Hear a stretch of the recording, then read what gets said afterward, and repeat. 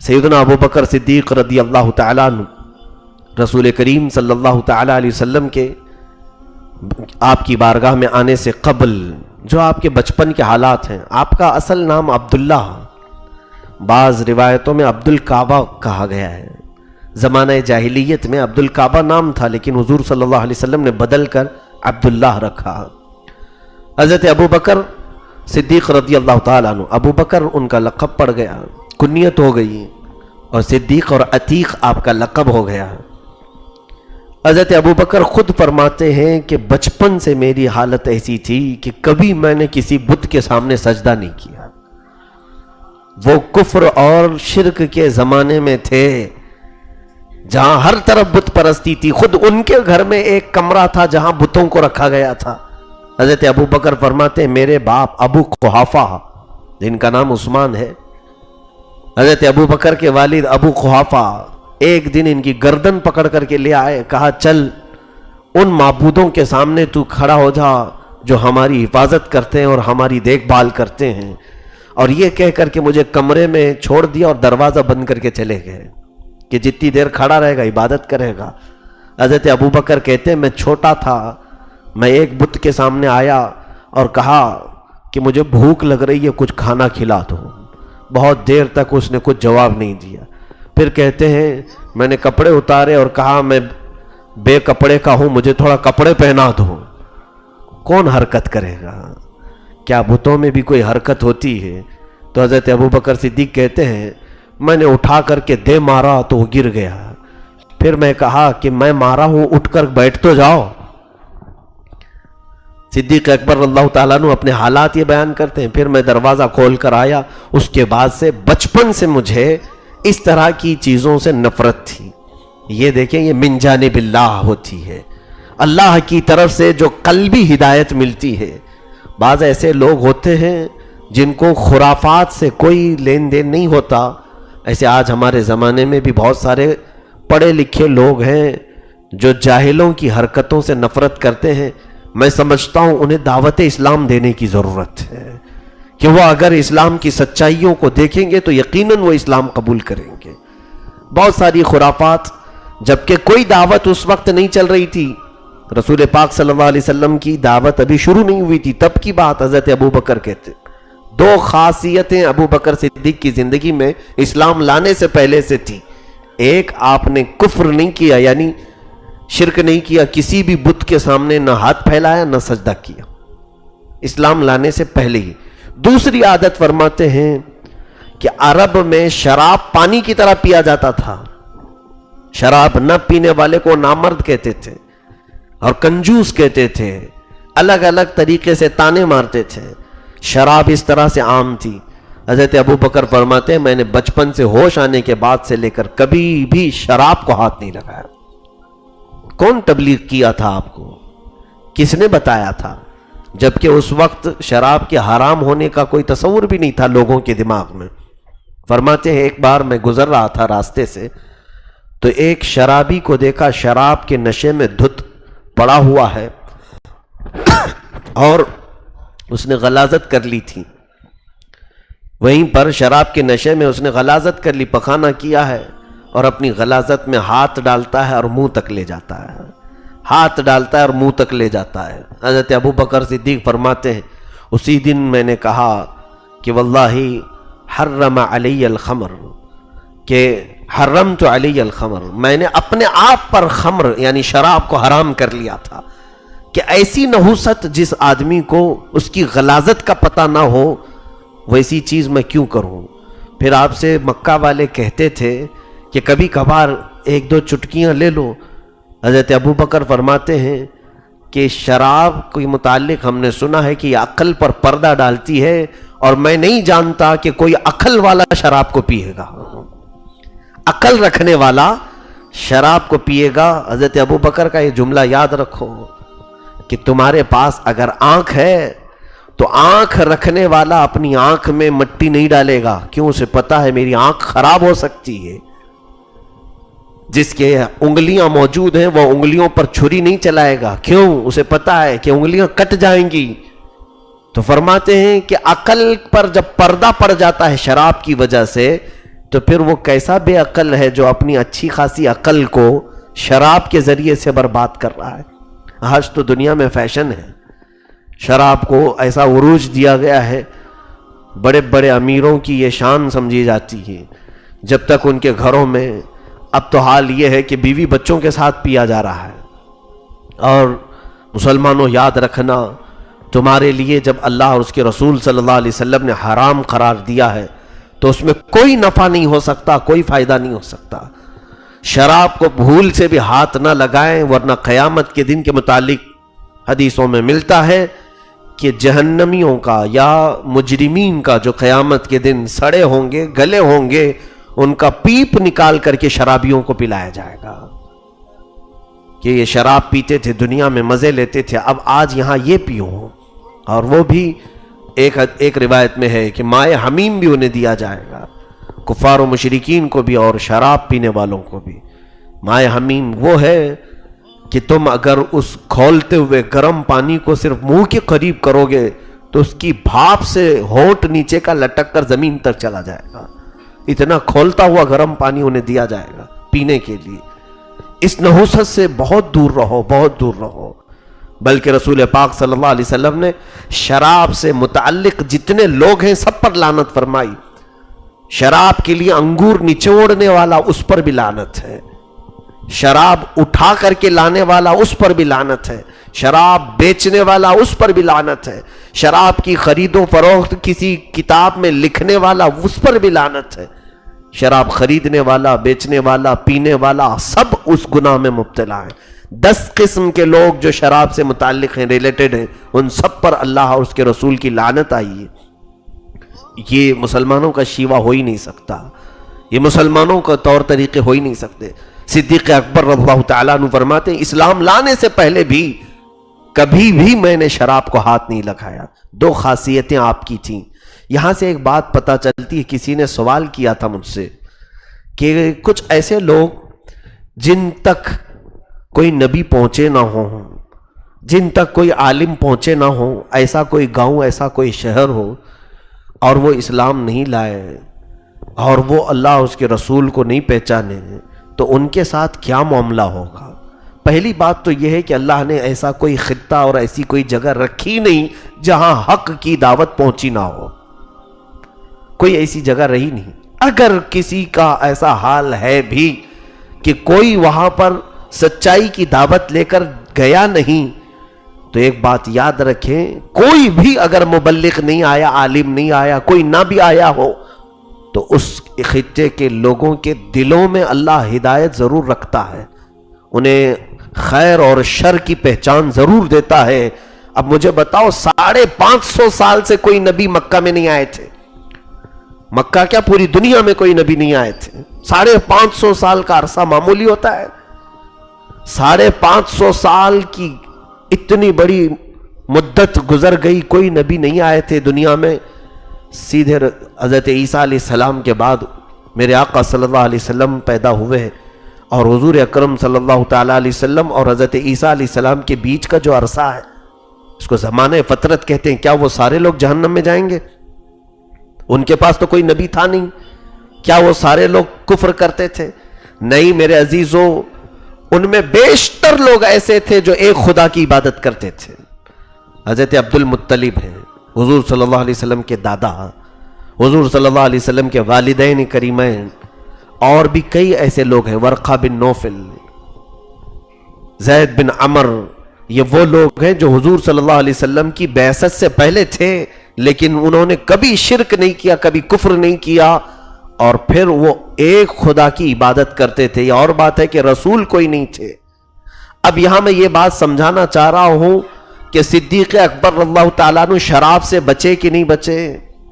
پورے تقریباً 37 سال تک, 37 سال کی عمر ہو گئی تھی آپ کی جب میرے آقا صلی اللہ علیہ وسلم کی عمر پاک 40 سال تھی. آپ کی عمر تقریباً 37 ساڑھے 37 سال کے قریب تھی. اتنی عمر تک کبھی شراب نہیں پیے اور کبھی بتوں کو سجدہ نہیں کیا. تو کس نے منع کیا تھا آپ کو؟ کون تھا آپ کو جو ان حرام کاریوں سے روکا تھا؟ میرے عزیزو, اسی کو کہتے ہیں قلبی ہدایت. من جانب اللہ جو ہوتی ہے وہ ہدایت تقریباً سب کے پاس ہوتی ہے، لیکن استعمال بندے بہت کم کرتے ہیں۔ قرآن خود کہتا ہے وَهَدَيْنَاهُ النَّجْدَيْنِ، ہم نے خیر و شر کو پہچاننے والی دونوں چیزیں انسان کو دی ہیں۔ اللہ تعالیٰ قرآن میں فرماتے ہیں وَنَفْسٍ وَمَا سَوَّاهَا فَأَلْهَمَهَا فُجُورَهَا وَتَقْوَاهَا، دونوں چیزیں ہم نے انسان کے دل میں ڈالی ہیں، برائیوں کی بھی اور اچھائیوں کی بھی۔ تم پرکھ سکتے ہو، پہچان سکتے ہو۔ مجھے بتاؤ کہ آج لوگ ہم سے سوال کر رہے ہیں کہ شراب کے متعلق معلوم نہیں تھا حرام ہے کہ نہیں ہے، جوئے کے متعلق معلوم نہیں تھا حرام ہے کہ نہیں ہے، سب کر لیے، ان سب کے بارے میں تو تم کہتے ہو، لیکن مجھے یہ بتاؤ کس عالم نے، کس مبلغ نے تمہیں آگ میں ہاتھ ڈالنے سے منع کیا؟ تم خود ہی تو بچپن سے بچ رہے ہو، بچپن سے تم خود ہی بچ رہے ہو۔ آگ میں ہاتھ ڈالنے سے کسی نے منع کیا تمہیں؟ کہیں تقریریں ہوتی ہیں آگ کے بارے میں کہ آگ میں ہاتھ نہ ڈالو، آگ میں ہاتھ نہ ڈالو؟ آپ کا سینس آپ کو بچا رہا ہے، یعنی اتنی ہدایت اللہ کی طرف سے خود تمہیں ملی ہوئی ہے، تم نے آگ کو گرم دیکھا، ہاتھ نہیں ڈالتے۔ بچے کو ایک بار گرم کوئی برتن ہاتھ کے قریب لگاؤ، ایک بار چٹکا لگے پتہ چل جاتا ہے، پھر دوبارہ وہ بچہ ہاتھ بھی نہیں لگاتا۔ یہ ہدایت اسے خود اللہ کی طرف سے ملتی ہے۔ اسی طرح میرے عزیزو، آج اگر تمہارے پاس عالم نہ بھی ہو تو تمہارے پاس اللہ تعالیٰ کی ہدایت ہے دلوں میں، اس کا استعمال کرو۔ بات ہم آتے ہیں صدیق اکبر اللہ تعالیٰ عنہ کی سیرت پاک پر۔ دو چیزیں آپ نے زندگی میں کبھی نہیں فرمائی اسلام لانے سے پہلے۔ ایک بار ایسا ہوا کہ آپ تجارت میں بڑے ماہر تھے اور مکہ کے بڑے مشہور تاجروں میں آپ کا نام آتا تھا، بڑے مشہور تاجروں میں۔ حورا ملک شام کا کوئی علاقہ، تجارت کی غرض سے آپ نکلے۔ اس سے قبل آپ نے خواب دیکھا، حضرت ابوبکر صدیق رضی اللہ تعالیٰ عنہ نے خواب میں دیکھا کہ آسمان سے ایک نور نکل کر کے آیا ہے اور پورے مکہ پر پھیل گیا، اور حضرت ابوبکر فرماتے وہ نور ایسا بارش کی طرح گر رہا تھا کہ مکہ کا کوئی گھر اس نور سے خالی نہیں تھا۔ میرے گھر میں بھی وہ نور داخل ہوا، میں نے گھر کا دروازہ بند کر لیا تو دیکھا سب اجالا ہی اجالا تھا۔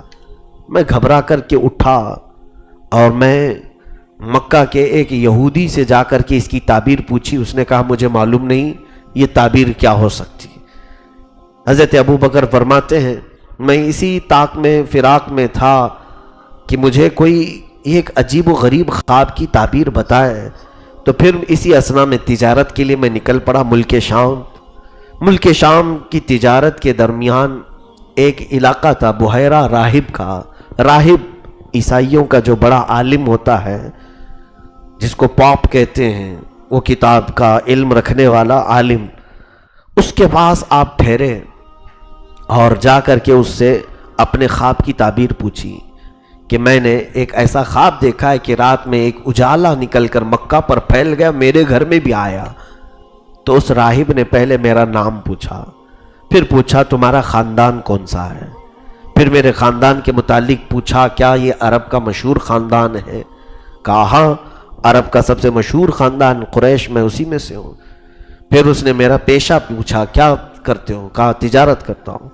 تو اس بحیرہ راہب نے کہا کہ اے ابو بکر، اگر اللہ نے تیرا خواب سچ کیا تو عنقریب تمہارے خاندان میں ایک نبی پیدا ہوگا، ایک نبی پیدا ہوگا جو اپنے نور سے پورے دنیا کے گھروں کو بھر دے گا، اور تم اس کے ساتھی رہو گے اور اس کی وفات کے بعد تم اس کے وزیر بنو گے۔ یہ بہت پہلے خواب میں دیکھا تھا حضرت ابوبکر نے، تعبیر میں یہ ملا، تجارت کی ہے، واپس آئے۔ یہی سفر کے بعد جب مکہ واپس آئے تو بڑے بڑے تاجر آپ سے ملنے کے لیے آتے تھے۔ لوگوں نے پوچھا ابوبکر کیسی رہی تجارت؟ کہا بہت اچھی ہوئی، بہت نفع کما کر کے آیا ہوں۔ تم بتاؤ مکہ میں کوئی نئی بات تو نہیں، سب ٹھیک ٹھاک ہے؟ تو کچھ لوگوں نے کہا ہاں ایک نئی بات ہوئی ہے، ابو طالب کے بھتیجے عبداللہ کا یتیم بیٹا محمد صلی اللہ علیہ وسلم، انہوں نے دعویٰ کر دیا ہے کہ وہ اللہ کے نبی ہیں، اور وہ ہمارے تمام معبودوں کو جھٹلا رہے ہیں، ہمارے تمام خداؤں کا انکار کر رہے ہیں۔ حضرت ابوبکر کہتے ہیں اسی وقت میں اٹھا، کیونکہ حضور صلی اللہ علیہ وسلم سے بہت پرانے تعلقات ان کے تھے، دوستی پہلے سے تھی، کیونکہ جس محلے میں حضرت ابوبکر رہتے تھے اسی محلے میں حضرت خدیجۃ الکبریٰ کا مکان تھا. رسول پاک صلی اللہ علیہ وسلم اپنی شادی کے بعد حضرت خدیجہ کے مکان میں منتقل ہو گئے تھے. حضرت صدیق اکبر سے وہی محلے میں رہنے کی وجہ سے ملاقاتیں تھیں. اور دوسری سب سے بڑی بات یہ تھی طبیعت مزاج ملتا جلتا تھا. میرے آقا صلی اللہ علیہ وسلم کبھی شراب کو ہاتھ نہیں لگائے. حضور پاک صلی اللہ علیہ وسلم کبھی کسی بت کے پاس نہیں گئے. صدیق اکبر کی طبیعت میں بھی یہ عادتیں تھیں. تو ایسے ہم مزاج لوگوں کی دوستی بھی جلدی ہوتی ہے. اسلام کی دعوت شروع ہونے سے پہلے ہی حضرت ابوبکر کو حضور صلی اللہ علیہ وسلم سے ایک انسیت تھی. جاتے تھے مل بیٹھ کر باتیں کرتے تھے. حتیٰ کہ میرے آقا صلی اللہ تعالیٰ علیہ وسلم کی شرم و حیا حضرت ابوبکر کو بہت پسند تھی. حضرت ابوبکر آپ کے اخلاق سے بڑے متاثر تھے. تو پھر یہ تمام معاملات پہلے سے تھے. آج جب مکہ والوں نے کہا کہ محمد نے ایسے ایسے اعلان کیا ہے تو سیدھے اٹھ کر کے آئے حضور پاک صلی اللہ تعالیٰ علیہ وسلم کے پاس. آپ اپنے گھر میں تھے. ابو بکر داخل ہوئے اور پوچھا اے محمد صلی اللہ علیہ وسلم میں کیا سن رہا ہوں مکہ والوں کی زبان سے, میں کیا سن رہا ہوں کہ آپ نے کچھ اعلان کیا ہے. رسول پاک صلی اللہ تعالیٰ علیہ وسلم نے ان سے کچھ نہیں فرمایا. کہا کہ ابو بکر تم وہی سن رہے ہو جو خواب دیکھ کر بحیرہ راہب سے پوچھ کے آئے ہو. حضرت ابو بکر صدیق کہتے ہیں اشہد ان لا الہ الا اللہ واشہد ان محمد رسول اللہ. پھر کوئی سوال ہی نہیں کیا آپ نے, صرف آپ نے ہی پوچھا کہ آپ نے اعلان کیا.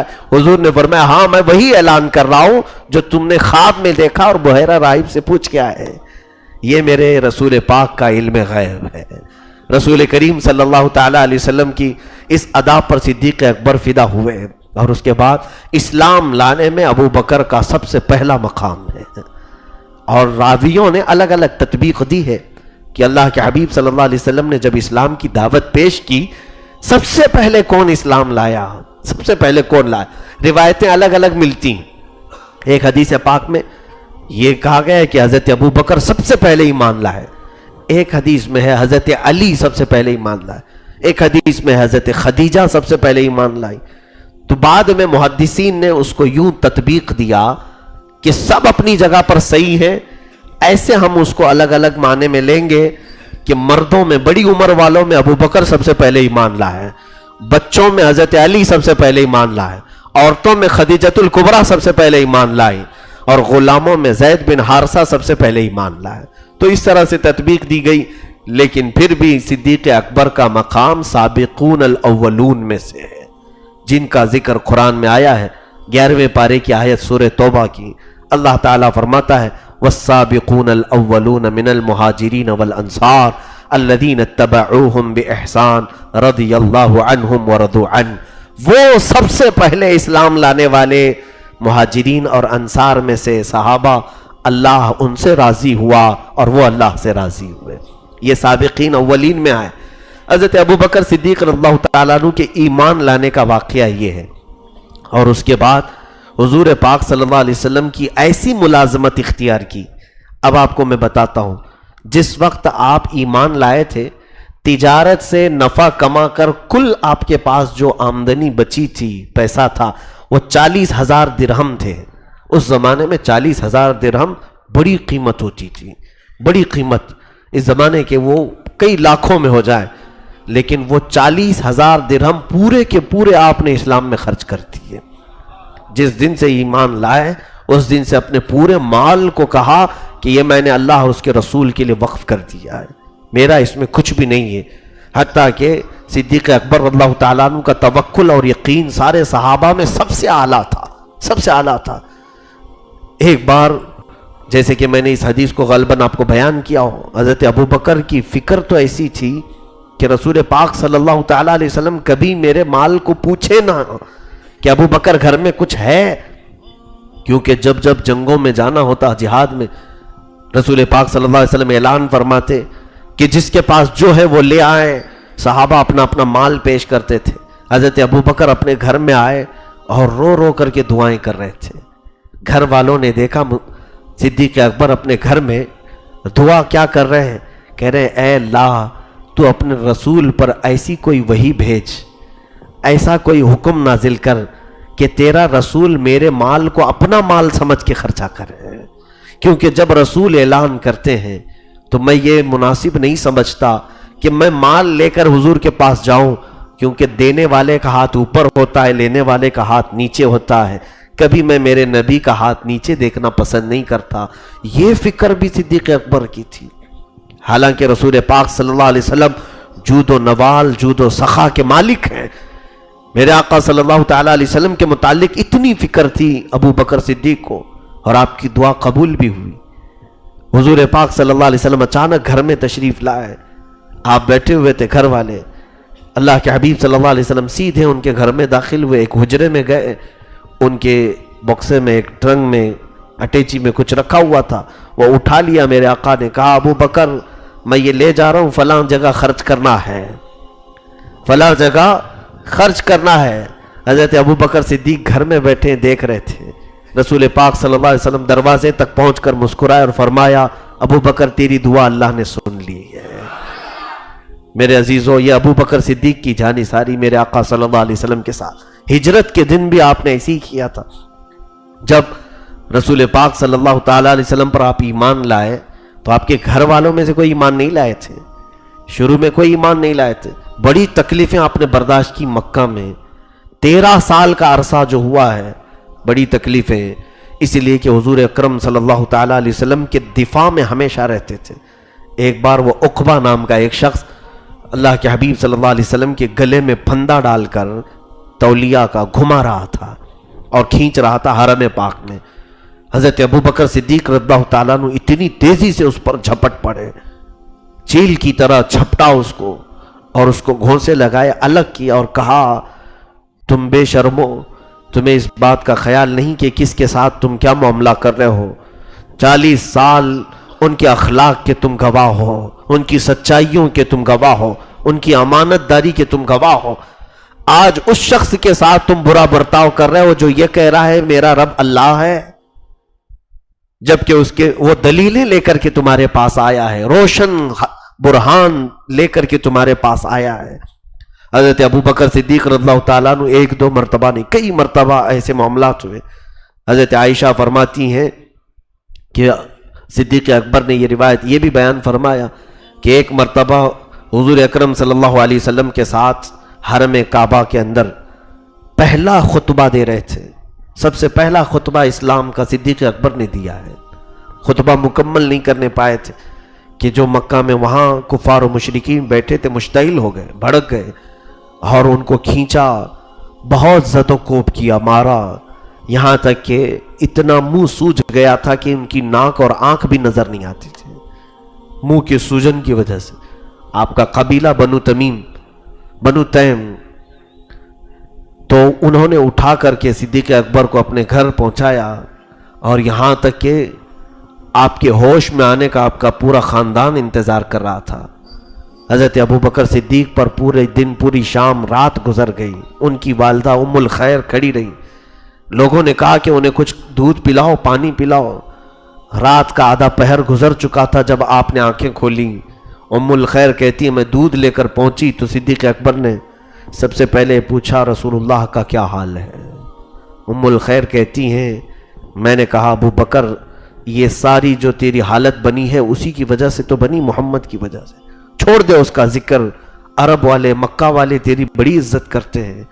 حضرت ابو بکر فیصلوں میں بیٹھا کرتے تھے، مکہ والوں خون بہا، دیت وغیرہ کے معاملات میں آپ فیصلہ کرتے تھے۔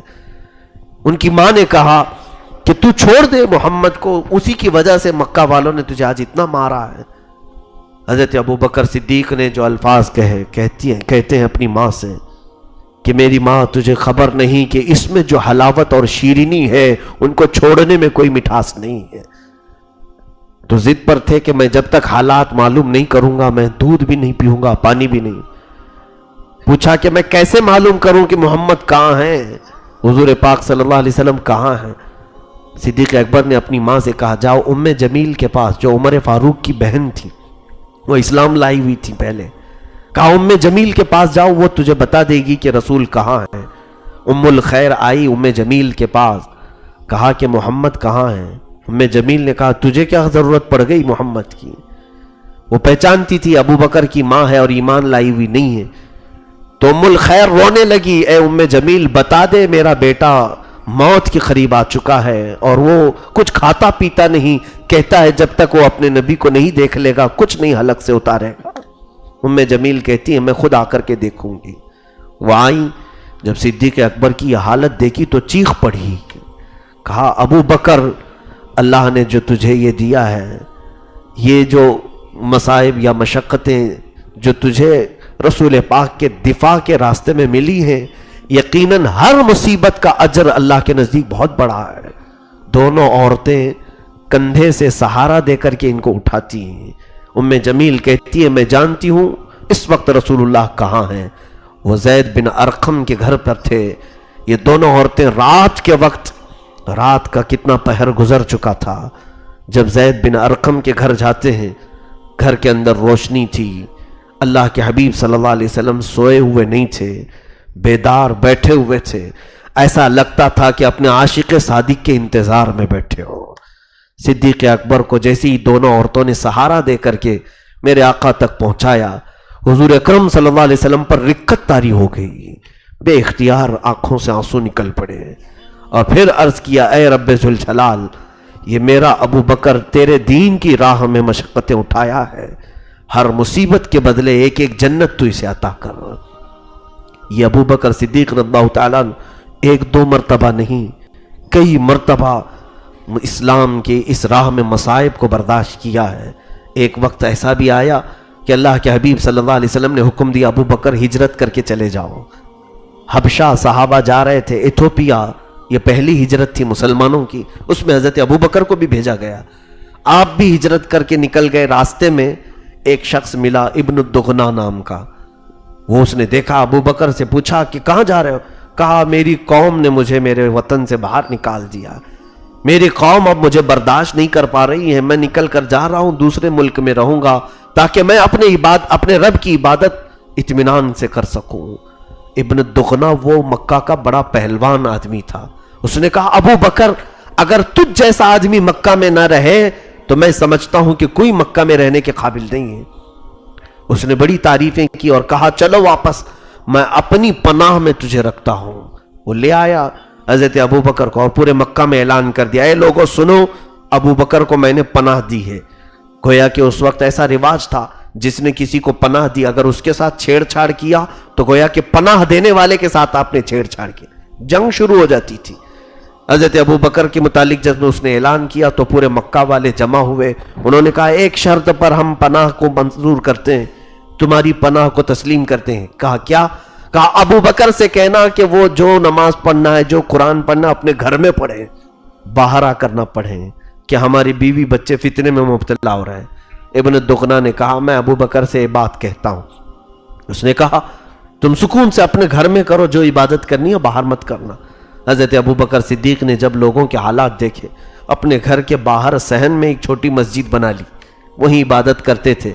और वो तकवा का बेताज बादशाह सिद्दीक अकबर, जब कुरान की तिलावत होती तो वो अपने में नहीं रहते थे, रिक्कत तारी होती थी, आवाज बढ़ती चली जाती थी। तिलावत कुरान में जैसी आवाज आपकी बढ़ती, रास्ता चलने वाले रुक जाते थे तिलावत सुनने के लिए।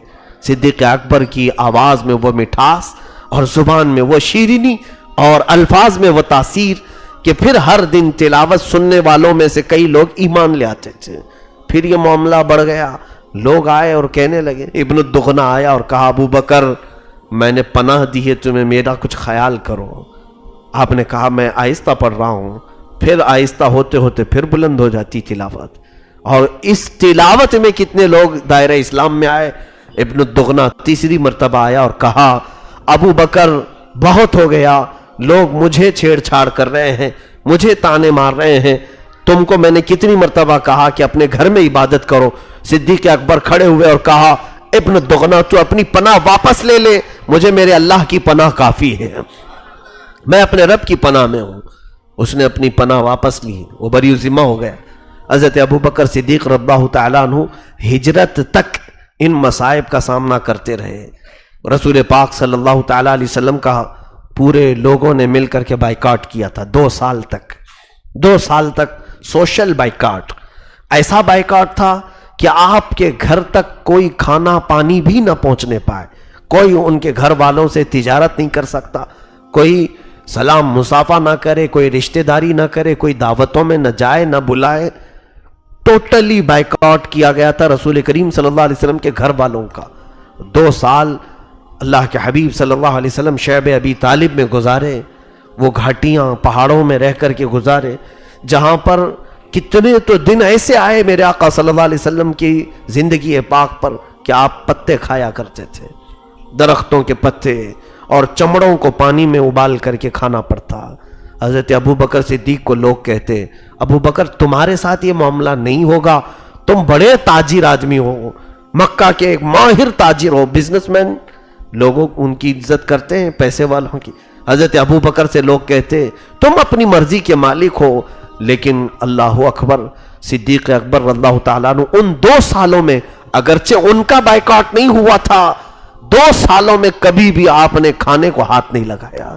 اللہ کا حبیب نہیں کھا رہا ہے تو میں کیسے کھاؤں؟ رسول کریم صلی اللہ تعالیٰ علیہ وسلم کے گھر پر کھانا نہیں پہنچتا تو میرے گھر میں کھانا کیسے آئے؟ یہ صدیق اکبر رضی اللہ تعالیٰ عنہ کی وہ وفاداری. ہجرت کا جو موقع آیا، رسول کریم صلی اللہ تعالیٰ علیہ وسلم سیدھے اپنے گھر سے حضرت ابو بکر کے گھر گئے اور ان سے کہا کہ چلو اللہ کا حکم آیا ہے، ہم مدینے کی طرف روانہ ہو جائیں.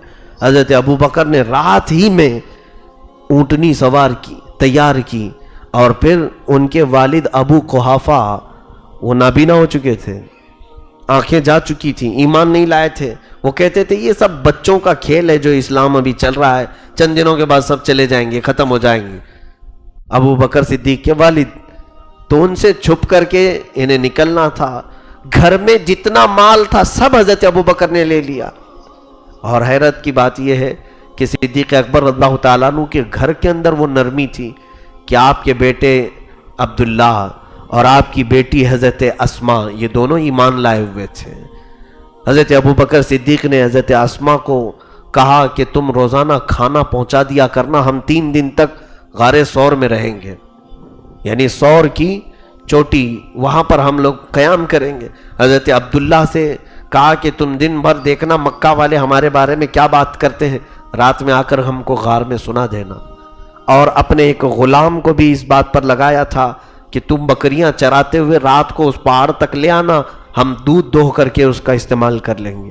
یہ ساری تیاریاں ایک رات میں حضرت ابو بکر نے کی.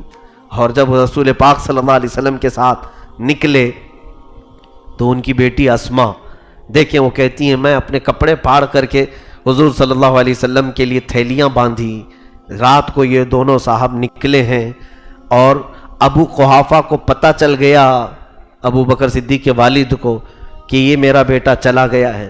جیسے ہی ان کو پتہ چلا اٹھ کر کے آئے، کہا کہ اسما کہاں؟ سنا ہے ابو بکر چلا گیا اور ضرور وہ محمد کے ساتھ گیا ہوگا، اور یہ بھی ضرور ہے کہ پورا مال لے کے گیا ہوگا. تو ان کی بیٹی کہتی ہیں کہ میں نے تھیلی میں کچھ پتھر جمع کیے اور ایک طاق میں رکھ دیا. ان کی آنکھیں دکھتی نہیں تھی. کہا دادا نہیں، ہمارے لیے کچھ چھوڑ کر کے گئے ہیں، بچوں کے لیے کچھ چھوڑ کر کے گئے ہیں. کہا کہاں رکھ کے گیا ہے، کیا چھوڑ کے گیا ہے؟ تو حضرت اسما اپنے دادا کا ہاتھ پکڑ کر کے لائی طاق میں، وہ تھیلی پر ہاتھ گھمانے کے لیے لگایا. تو کہا ہاں اچھا کیا کہ اپنے اولاد کے لیے کچھ چھوڑ کر کے گیا ہے. یہ حضرت اسما نے نہیں کہا کہ درہم چھوڑ کے گئے، دینار چھوڑ کے گئے، بلکہ یہ کہا کچھ چھوڑ کر کے گئے. اور ضرور وہ کچھ چھوڑ کر کے گئے تھے. حضرت اسما سے کوئی پوچھتا آپ نے اپنے دادا کو ایسے کیوں خبر دے دی کہ ابو بکر تو آپ کے لیے کچھ نہیں چھوڑے تھے، آپ نے پتھروں کو کہا کہ کچھ چھوڑ کے گئے ہیں. حضرت اسما کہتی ہیں واللہ ابو بکر کا چھوڑا ہوا ایک پتھر دنیا کے ہیرے سے زیادہ قیمتی ہے، وہ ہمارے لیے کافی ہے. تو وہ فرما بردار بیٹی بھی تھیں. حضرت ابو بکر صدیق رضی اللہ تعالیٰ عنہ رسول کریم صلی اللہ علیہ وسلم کے لیے اس قدر جانثاری فرماتے رہے، اور غار ثور تک پہنچنے میں جو معاملات آئے آپ سنتے رہتے ہیں. یہ مدینے کا راستہ نہیں تھا جس راستے پر یہ لوگ چلے تھے، مدینے کا راستہ الگ تھا، کیونکہ مکہ والوں کو معلوم تھا کہ اگر یہ لوگ مکہ چھوڑیں گے تو سیدھے مدینے جائیں گے، کیونکہ مدینے میں آلریڈی صحابہ ہو چکے تھے، تبلیغ ہو چکی تھی، وہاں کئی لوگ ایمان لا چکے تھے، اور میرے آقا کا انتظار مدینے والے کر رہے تھے پہلے سے بھی. مکہ والوں کو معلوم تھا کہ اگر یہ جائیں گے تو مدینے جائیں گے. اسی لیے ہجرت کی رات جب مکہ والوں کو معلوم ہوا تو سارے مدینے کے راستے پر ڈھونڈنے کے لیے نکل پڑے، لیکن صدیق اکبر کی یہ بردباری تھی، دور اندیشی تھی۔ آپ نے کہا یا رسول اللہ صلی اللہ علیہ وسلم، سیدھے ہم مدینے کے راستے پر نہیں جاتے ہیں، دوسرا راستہ لیتے ہیں، 2-3 دن ہم رک جاتے ہیں، ان کی تلاش اور جستجو ختم ہو جائے تو پھر ہم آگے کا سفر کریں گے۔ یہ کہہ کر کے وہ غار ثور پر لے آئے۔ ثور ایک پہاڑی ہے مکہ میں، پہاڑی کا مطلب چھوٹی پہاڑی نہیں، وہ بہت بڑا پہاڑ ہے، 5000 فٹ اونچا پہاڑ ہے، چڑھتے چڑھتے حالت خراب ہو جاتی ہے۔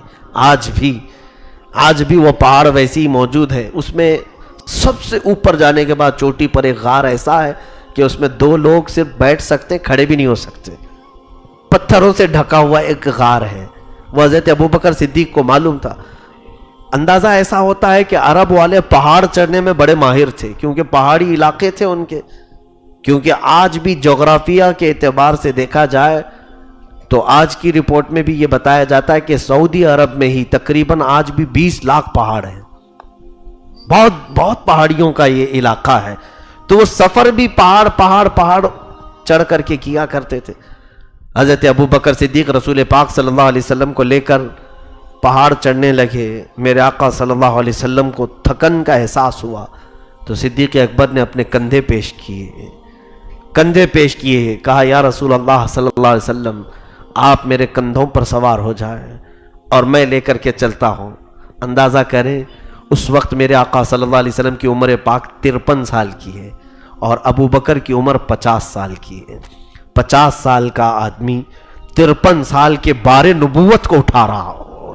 یقیناً میرے عزیزوں، عام انسان کو نہیں اٹھایا ابو بکر نے، پورے کائنات کے آقا کو اپنے کندھوں پر لیا، اور میرے آقا صلی اللہ علیہ وسلم نے منع بھی نہیں فرمایا، ابو بکر کے کندھوں پر سوار ہوئے۔ آج مجھے اندازہ ہے ایک چھوٹی سی تھیلی، ایک آدھا لیٹر کی بوتل، چھوٹی سی تھیلی میں 2 کیلے اور 1 سیب تھا۔ یہ ہم کو اوپر چڑھنے کے وقت بھاری پڑ رہے تھے، ہم سوچ رہے تھے کہ یہ تھیلی کہیں پر چھوڑ دیں، بوتل پکڑ کر کے چڑھنے میں یہ بھاری لگ رہا تھا۔ بیگ سامان تو دور کی بات، یہ تو راستے میں کھانے کے لیے جو لیے تھے 2 کیلے 1 سیب اور ایک آدھا لیٹر کی بوتل، یہ بھاری پڑ رہی تھی۔ اس دن اندازہ ہوتا ہے صدیق اکبر نے کیسی جانثاری کی ہے، میرے آقا صلی اللہ علیہ وسلم کو پورا اپنے کندھوں پر لے کر کے وہ 5000 فٹ کی اونچائی طے کی تھی۔ اور اتنا ہی نہیں، اس غار پر جانے کے بعد آپ نے خود اپنے ہاتھوں سے غار صاف کیا۔ اللہ کے حبیب صلی اللہ تعالیٰ علیہ وسلم کو غار میں لے کر اندر تشریف لائے، اور پھر وہاں وہ واقعہ بھی پیش آیا کہ آپ نے اپنی جان بھی حضور پر نثار کر دی۔ اسی لیے جان نثار آپ کو بار بار کہا جاتا ہے۔ کیسے کہ ایک زہریلا سانپ اس میں اندر داخل ہوتا ہوا آپ نے دیکھا تو اپنی ایڑی اس کے سامنے دبا دی، سانپ نے کاٹا، پھر بھی آپ پیر نہیں ہٹائے۔ رسول کریم صلی اللہ علیہ وسلم کی نیند جیسے بیدار ہوئی، آپ کا چہرہ پیلا پڑا ہوا تھا، ابو بکر کا جسم زہر سے پورا پیلا ہو رہا تھا۔ حضور پاک صلی اللہ علیہ وسلم نے پوچھا تو آپ نے کہا یا رسول اللہ، سانپ کاٹ رہا ہے۔ کہا ہٹاتے کیوں نہیں؟ کہا کہیں وہ آپ کو تکلیف نہ دے تھے۔ اسی کو جانثاری کہتے ہیں کہ ہم اپنے اوپر مصائب لے لیں لیکن نام نبی پر حرف بھی آنے نہ دیں، کوئی انگلی بھی اٹھانے نہ پائے۔ وہ صحابہ کے اخلاق سے کچھ تو سیکھنا چاہیے۔ ہم پہلے آج اپنا آرام دیکھتے ہیں، بعد میں دیکھا جائے گا نبی کی بات کریں گے، اگر وقت ہے تو رسول کی بات کریں گے۔ انہوں نے جان اپنی وار دی۔ رسول پاک صلی اللہ علیہ وسلم نے فرمایا ابو بکر پیر ہٹاؤ، کوئی بھی موذی مجھے تکلیف نہیں دے گا، بلکہ وہ سانپ میری زیارت کا مشتاق ہے۔ وہ سانپ نے زیارت کی اور چلا گیا۔ اللہ کے حبیب صلی اللہ تعالیٰ علیہ وسلم نے اپنا تھوک شریف، اپنا لعاب ان کے پیر پر لگایا۔ حضرت ابو بکر صدیق فرماتے ہیں سانپ کا کاٹا ہوا پورا دور ہو گیا، پتہ ہی نہیں چلتا تھا، زہر کافور ہو گیا، ختم ہو گیا۔ رسول کریم صلی اللہ تعالیٰ علیہ وسلم ان کے ساتھ اس غار میں ہیں۔ اب جو یہاں واقعہ پیش آیا وہ یوں ہوا کہ کفار مکہ ڈھونڈتے ڈھونڈتے اس غار تک بھی پہنچ گئے، وہاں تک بھی آ گئے، کیونکہ قدموں کے نشان دیکھتے تھے لوگ اس وقت، اور اونٹ کی مینگنیاں دیکھتے تھے کہ اگر یہاں سے کوئی گیا ہے تو یہ علامت ہے سفر ہوا ہے کسی کا۔ تو تلاشتے ہوئے اس پہاڑ کے اوپر تک آ گئے۔ حضرت ابو بکر کہتے ہیں میں غار کے اندر سے دیکھ رہا تھا ان کافروں کو اور پہچان بھی رہا کون کون آیا ہے۔ اب خوف ہونے لگا، ڈر ہونے لگا۔ میں نے کہا یا رسول اللہ صلی اللہ علیہ وسلم، اگر وہ تھوڑا سا نیچے جھانک لیں تو ہم انہیں نظر آ جائیں گے، اور اب ہم دیکھ لیے جائیں، اگر پکڑ لیے جائیں تو ہمارے ساتھ یہ سارے لوگ مل کر بڑا برا سلوک کریں گے، ہم دو ہی ہیں یہاں پر۔ رسول کریم صلی اللہ علیہ وسلم نہایت ہی اطمینان کے ساتھ، خوف کے وقت چہرے بدل جاتے ہیں، خوف کے وقت گھبراہٹ سے ہاتھ پیر میں راشا آ جاتا ہے، کپ کپی آتی ہے۔ حضرت ابو بکر سے ایک سوال کرتے ہیں میرے آقا صلی اللہ علیہ وسلم، ابو بکر ان دو کے بارے میں تمہارا کیا خیال ہے جن کا تیسرا ساتھی اللہ ہو؟ حضرت ابو بکر صدیق نے کہا ان کی پوری دنیا کچھ نہیں کر سکے گی۔ میرے آقا نے فرمایا لا تحزن ان اللہ معنا، مت گھبرا، اللہ ہمارے ساتھ ہے، اللہ ہمارے ساتھ ہے۔ رب ذوالجلال نے حفاظت و صیانت بھی فرمائی، اور قرآن میں اس کا ذکر فرمایا اذ اخرجہ الذین کفروا ثانی اثنین اذ ہما فی الغار اذ یقول لصاحبہ لا تحزن ان اللہ معنا۔ یہ کیسے لوگ ہیں جن کے سفر کو بھی قرآن نے اپنے صفحات میں جگہ عطا کی ہے۔ صدیق اکبر اللہ تعالیٰ عنہ کے ان واقعات کو فرماتے ہیں جس دن میرے آقا نے فرمایا لا تحزن ان اللہ معنا، مت گھبرا، اللہ ہمارے ساتھ، فرماتے ہیں پوری موت تک پھر کسی معاملے میں مجھے خوف نہیں آیا، آخر عمر تک صدیق اکبر پھر کسی بھی چیز سے ڈرتے ہی نہیں تھے۔ آج اس جملے کی ہمیں ضرورت ہے۔ میں آج کہوں گا اے مسلمانوں مت گھبراؤ، اللہ ہمارے ساتھ ہے، اللہ ہمارے ساتھ ہے۔ لوگ یہ آج محسوس نہیں کر رہے ہیں، کیونکہ قرآن خود کہہ رہا ہے کان حقا علینا نصر المؤمنین، ہم نے اپنے اوپر لازم کر لیا ہے کہ ایمان والوں کی مدد کریں۔ قرآن میں اللہ فرماتا ہے وَلَا تَهِنُوا وَلَا تَحْزَنُوا وَأَنْتُمُ الْأَعْلَوْنَ إِن كُنتُم مُؤْمِنِينَ، تم گھبراؤ مت، پریشان مت ہو، تم ہی سب سے زیادہ کامیاب رہو گے اگر تمہارے اندر ایمان ہے۔ قَدْ أَفْلَحَ الْمُؤْمِنُونَ، اللہ فرماتا ہے ایمان والے سب سے زیادہ کامیاب۔ آج یہ جو چہرے ہیں ہم سے سوال کرتے ہیں، پھر یہ ظالموں کا ظلم، یہ کافروں کی شرارتیں، یہ مشرکین کا ہمیں آنکھیں دکھانا، یہ سب کیا ہے؟ اس کا کل ملا کر کے ایک ہی جواب ہے میرے عزیز بھائی، کہ تو اپنے آپ میں محسوس نہیں کر رہا ہے کہ اللہ میرے ساتھ ہے۔ تم آج بھی ایمان کے اس ڈگر پر نہیں آ رہے ہو جس کی ضرورت ہے تمہیں۔ کسی صاحب نے مجھ سے آج یہی کہا تھا کہ آج لوگ پروٹیسٹ کرتے ہیں، احتجاج کرتے ہیں، پارلیمنٹ میں ہماری نمائندے نہیں ہیں اس لیے وہ جو چاہے وہ کر رہے ہیں۔ آج پارلیمنٹ میں ہماری سیٹیں نہیں ہیں، ہمارے نمائندے نہیں ہیں، اس لیے وہ جو چاہے وہ کر رہے ہیں۔ تو کسی حکیم نے بہت اچھے انداز میں کہا وہ سیٹیں تو چھوڑ دے پارلیمنٹ میں، جہاں تیری قسمت کے سارے فیصلے بدلے جاتے ہیں وہ سیٹیں مسجد کی ہیں، وہ تو خالی چھوڑا ہوا ہے، یہاں کی سیٹیں بھر دے پہلے۔ یہ ساری سیٹیں خالی پڑی ہوئی ہیں اور تم کہتے ہو وہاں سیٹیں ہماری نہیں ہیں۔ یہاں پوری کائنات کی قسمت بدلی جائے گی تمہاری ان سیٹوں سے۔ مجھے بتاؤ پورے اسلام کو پھیلانے میں جو اہم کردار ہے، دنیا کی سب سے پہلی پارلیمنٹ مدینے میں کہاں بنی؟ وہ مسجد نبوی ہے، وہ کھجور کے پتوں سے بنی ہوئی مسجد، دیوار مٹی کی تھی اور کھجور کے پھڑ ڈالے ہوئے چھت تھے اور زمین کنکریوں کی تھی، سجدہ کرنے کے بعد پیشانی میں کنکریاں لگتی تھیں، اور اس چھوٹی سی مسجد سے صحابہ نے پوری دنیا میں قیصر و کسریٰ کو بھی گھٹنے ٹیکنے پہ مجبور کر دیا۔ اس زمانے کی سپر پاور طاقتیں قیصر و کسریٰ کو بھی نیچے کر دیا کہ نہیں کیا؟ میرے عزیزوں وہ سیٹیں انہوں نے بھر دی تھیں، اس لیے کہ حدیثوں میں ملتا ہے جمعہ کا دن آتا، رسول پاک صلی اللہ علیہ وسلم جمعہ کے لیے آتے تو جانتے ہیں صحابہ سیٹیں کب سے پکڑتے تھے؟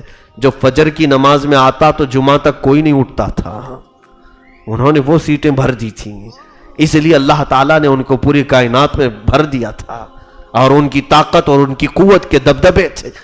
حضرت ابوبکر صدیق رضی اللہ تعالیٰ عنہ کا وہ جملہ آپ کو میں آج اس لیے حوالے کر رہا ہوں کہ آج پھر سے آپ کہیں کہ گھبراؤ مت، اللہ ہمارے ساتھ ہے، اللہ ہمارے ساتھ ہے، تم ایک ہو جاؤ، متحد ہو جاؤ۔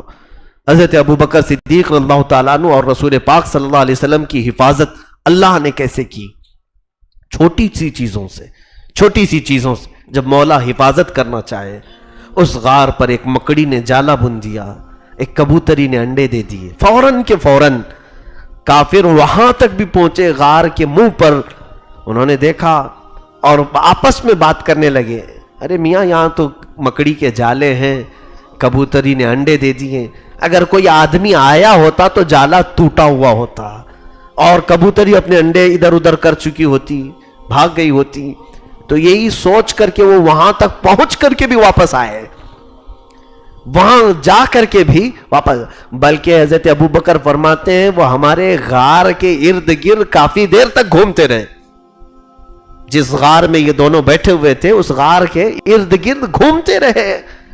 اور اعلیٰ حضرت فاضل بریلوی رحمۃ اللہ علیہ فرماتے ہیں جان ہے جان کیا نظر آئے، کیوں عدو گرد غار پھرتے ہیں، وہ سوئے لالا زار پھرتے ہیں، تیرے دن اے بہار پھرتے۔ اس نعت میں اعلیٰ حضرت نے بہت ہی اہم نکتہ ہمیں بیان کیا ہے، ان کافروں کو نظر کیوں نہیں آیا، رسول پاک صلی اللہ علیہ وسلم اور صدیق اکبر نظر کیوں نہیں آئے؟ وہ ایک بہت اہم فلسفہ ہے میرے عزیزو۔ آپ زندہ ہیں کہ نہیں؟ آپ بھی زندہ ہیں، لیکن آپ کو زندہ رکھنے کے لیے آپ کی جان ہے، لیکن جان کو دیکھا کہاں ہے آپ نے؟ جان کو دیکھا ہے آپ نے کیسی رہتی ہے؟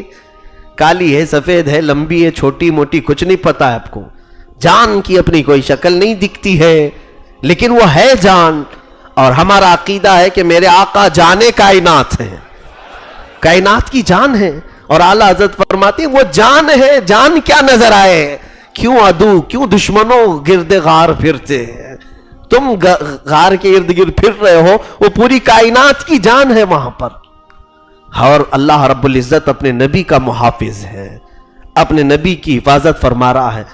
اب یہاں سے ایک بات سمجھ میں آتی ہے، اللہ عز و جل جب حفاظت فرمانا چاہے تو مکڑی کے جال کو خود قرآن میں اللہ کہتا ہے، فرماتا ہے ان اوہن البیوت لبیت العنکبوت، دنیا میں سب سے کمزور گھر اگر کسی کا ہے تو مکڑی کا گھر ہے۔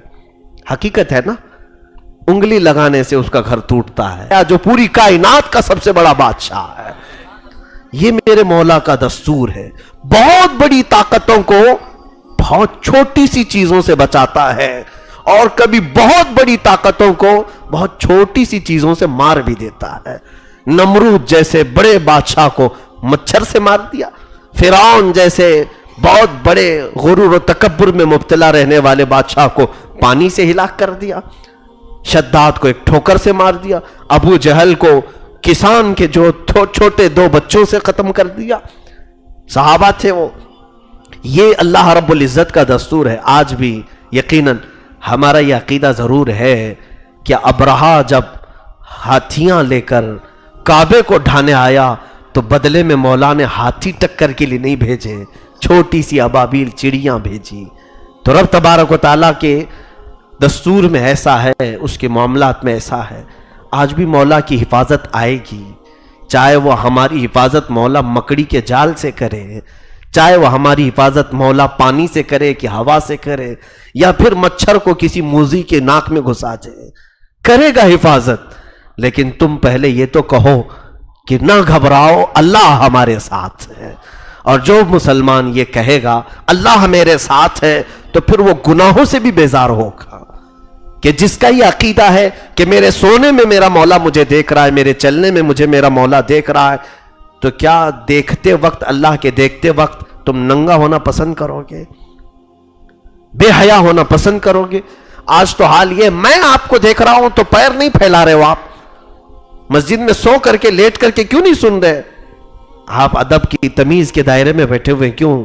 یہ دنیا دیکھ رہی ہے، مولانا دیکھ رہے ہوں گے، خطیب دیکھ رہا ہے، ان کا دیکھنا تمہیں پورا ایکٹیو کیا ہوا ہے، اگرچہ نیند آ رہی ہے سنبھل کر کے بیٹھے ہوئے ہیں۔ تو جس دن دل میں یہ خیال آ جائے میرا مولا مجھے دیکھ رہا ہے، قسم رب ذوالجلال کی، کوئی اندھیریاں ہو تمہارا ہاتھ گناہ کی طرف نہیں بڑھے گا، کیسی بھی اندھیریاں ہو تمہاری آنکھیں خیانت نہیں کریں گی۔ یہ تصور اپنے اندر لاؤ۔ صدیق اکبر اللہ تعالیٰ عنہ کا یہی ایمان اور توکل تھا، بہت اعلیٰ یقین تھا۔ بہرحال میں جلدی سے آگے بڑھتا ہوں۔ حضرت ابو بکر صدیق رضی اللہ تعالیٰ عنہ کے جو اہم معاملات ہیں، رسول کریم صلی اللہ تعالیٰ علیہ وسلم جب ہجرت فرما کر مدینہ طیبہ تشریف لا رہے تھے، یہاں پر ایک اور معاملہ دیکھیں۔ جب سفر میں تھے تو حضرت ابو بکر کبھی حضور کے آگے چلتے تھے، کبھی پیچھے، کبھی دائیں، کبھی بائیں۔ رسول کریم صلی اللہ علیہ وسلم آپ سے پوچھتے کہ ابو بکر ایسا کیوں کر رہے ہو؟ عرض کہتے کہ آقا اگر کہیں کوئی تیر چلائے تو پہلے مجھ پر لگ جائے، میں بار بار ادھر ادھر ہوتا ہوں۔ رسول کریم صلی اللہ تعالیٰ علیہ وسلم جب مدینہ طیبہ کے قریب پہنچنے لگے، حضرت ابو بکر کا ایک عمل یہ بھی دیکھ لیں، جب قریب پہنچے مدینے والے سارے لوگوں نے حضور کو نہیں دیکھا تھا، کچھ صحابہ پہلے آئے جو بیعت عقبہ اولیٰ میں حضور صلی اللہ علیہ وسلم کے پاس 12 صحابہ نے بیعت کی اور وہ گئے مدینے میں، سب کو تبلیغ کیا، پھر 70 صحابہ آئے ان کو تبلیغ کیا۔ اس طرح سے مدینے میں ایمان پھیل گیا تھا، بہت سارے لوگوں کے گھروں میں اسلام آ چکا تھا، لیکن ان کی بیویاں، ان کی بچیاں، ان کے خاندان والے صرف میرے آقا کے جلووں کے تذکرے ہی سن رہے تھے، ابھی دیکھا نہیں تھا۔ جب مدینے پہنچ رہے تھے حضرت ابو بکر صدیق رضی اللہ تعالیٰ، تقریباً یہ سفر 8 یا 9 دن کا تھا آپ کا، مکہ سے جو چلے تھے مدینے پہنچنے کے لیے۔ قبا میں آپ نے قیام فرمایا ہے، جو قبا اس وقت مدینے سے باہر کا علاقہ تھا۔ اب جب مدینے میں داخل ہونے کا معاملہ آیا، مدینے والے کیا کرتے تھے جانتے ہیں آپ؟ جیسی ان کو خبر ملی تھی کہ اللہ کا رسول مکہ سے نکل چکا ہے، تو روزانہ مدینے والے سنیت الوداع کی گھاٹیوں پر، اونچے ٹیلے تھے مدینے میں، وہاں سے سب دور سے آنے والے بھی دکھتے تھے، اس ٹیلے پر جا کر سارے مدینے والے جمع ہو جاتے تھے، دیکھتے تھے، صبح سے شام ہو جاتی تھی، پھر وہیں کھاتے پیتے تھے سب، وہ میلے کے شکل ہو گئی تھی۔ روز جاتے تھے حضور کا انتظار کرتے، پھر گھروں پہ واپس آ جاتے۔ تقریباً کئی دنوں تک اللہ کے حبیب صلی اللہ علیہ وسلم کا دل سے جنہوں نے استقبال کیا وہ مدینے والے لوگ ہیں، وہ اہل مدینہ ہیں۔ آج بھی اللہ نے ان کے دلوں کو نرم رکھا ہے، آج بھی مدینے والوں کی طبیعت پورے عرب والوں کی طبیعت سے الگ ہے آج بھی۔ اور جب مدینے والے وہاں پہنچے، پھر ایک دن وہ آیا کہ جب دور سے 2 شکلیں انہیں نظر آنے لگی، ایک اونٹنی پیچھے چلی آ رہی ہے اور 2 لوگ پیدل چلے آ رہے ہیں، تو مدینے والوں نے پہچان لیا کہ یہ ضرور محمد صلی اللہ علیہ وسلم اور ان کے ساتھی ابو بکر ہیں، کیونکہ حضرت ابو بکر کے غلام عبداللہ انہوں نے پہلے ہی مدینے میں آ کر خبر کر دی تھی۔ اب دور سے جب 2 نظر آنے لگے، ان کا جوش، ان کا ولولہ ایسا تھا مدینے والوں کا، سارے کے سارے چوٹی پر چڑھ گئے اور بچیاں دف زور زور سے بجانا شروع کرتی ہیں، طلع البدر علینا من ثنیات الوداع وجب الشکر علینا ما دعا للہ داعی۔ ان بچیوں کی زبان سے کیا نکل رہا تھا جانتے آپ؟ وہ یہ کہتی تھی، اے لوگو، 14ویں کا چاند ہم پر طلوع ہو گیا ہے، سنیت الوداع کی گھاٹیوں سے 14ویں کا چاند ہم پر طلوع ہو گیا ہے، ہم پر تو اب شکر لازم ہو گیا کہ اللہ کی طرف بلانے والا ہمارے پاس آیا ہے۔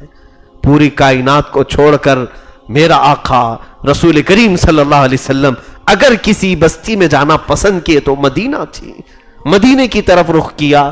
مکہ کے علاوہ اور بھی تو شہر تھے، کہیں اور جاتے میرے آقا، مدینے کو پسند کیا۔ جب دور سے وہ دونوں دکھنے لگے، ادھر جوش، ولولہ، دف کی آوازیں آنے لگی، اس جانثار صحابی صدیق اکبر نے کیا کیا؟ اللہ اکبر!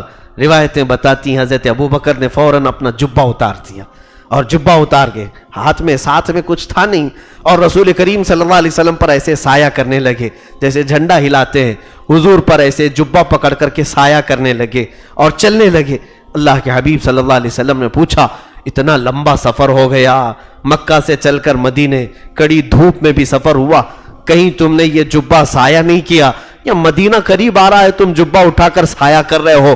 عرض کیا کرتے، سوچ تو دیکھو۔ کہتے یا رسول اللہ، یہ مدینے والے نئے لوگ ہیں، کہیں غلطی سے مجھے رسول نہ سمجھ لیں، بلکہ میں یہ ہلا کر کے انہیں بتا رہا ہوں کہ ساتھ میں آنے والا خادم ہے اور آقا یہ ساتھ چل رہا ہے۔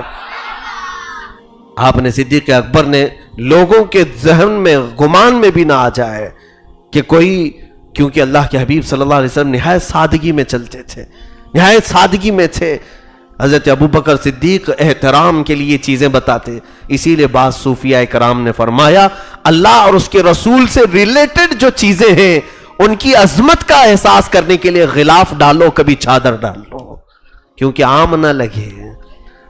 100 قبریں ہیں، ایک اللہ کا ولی اس میں سویا ہے. چادر اسی لیے ڈالتے ہیں کہ پتہ چلے سب قبروں کی طرح نہیں، یہ اور قبر ہے، یہ اللہ والا ہے.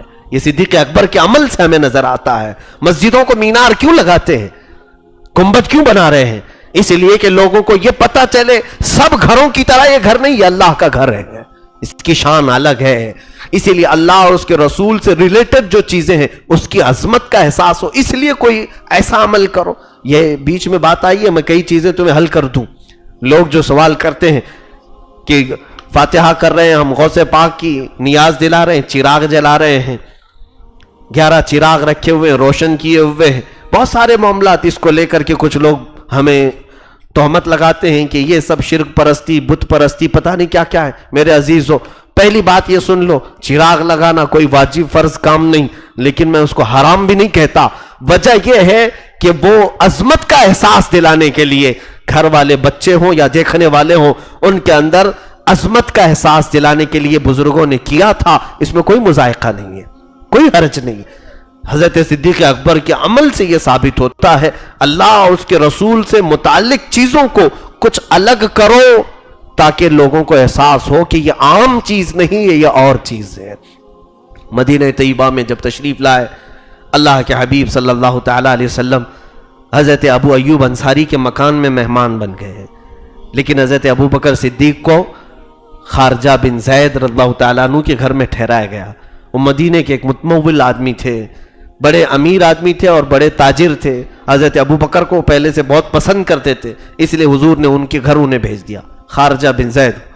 اب یہاں مدینے میں آنے کے بعد اللہ کے حبیب صلی اللہ تعالیٰ علیہ وسلم نے اب جو مدنی دور شروع ہوا، یہ 10 سال کا دور ایسا ہے جس میں ساری جنگیں ہوئی، بدر ہو کہ احد ہو کہ خندق ہو، جتنی جنگیں ہیں، حنین ہے، تبوک ہے اور فتح مکہ ہے، خیبر ہے، یہ ساری جو جنگیں ہوئیں وہ مدنی دور میں ہوئیں.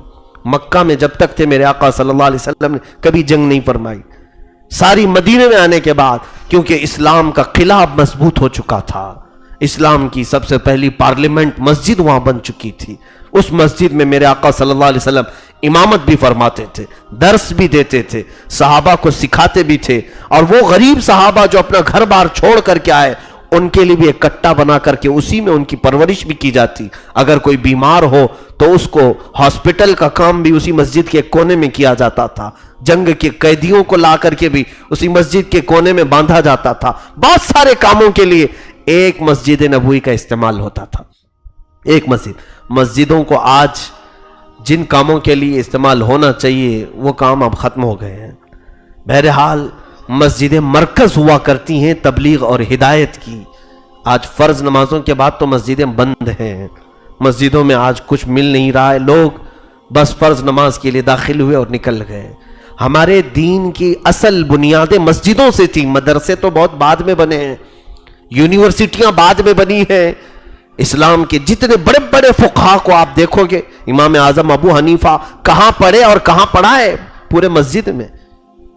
امام شافعی، امام مالک، امام حنبل، یہ سارے لوگ مسجدوں میں پڑھے اور مسجدوں سے نکلے.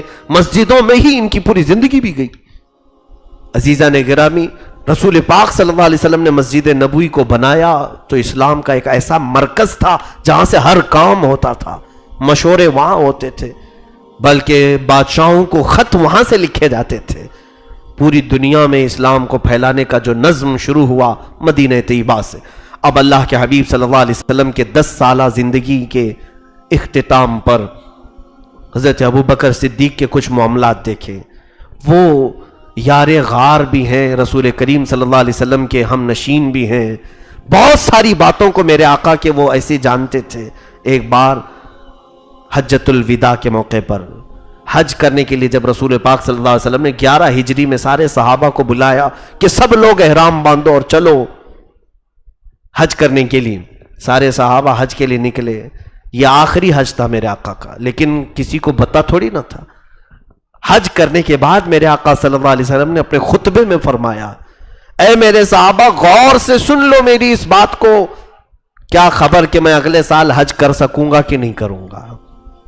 یہ جملہ تو حضور نے فرمایا اور پھر بشارت دی کہ اللہ نے قرآن کی آخری آیت بھی اتار دی.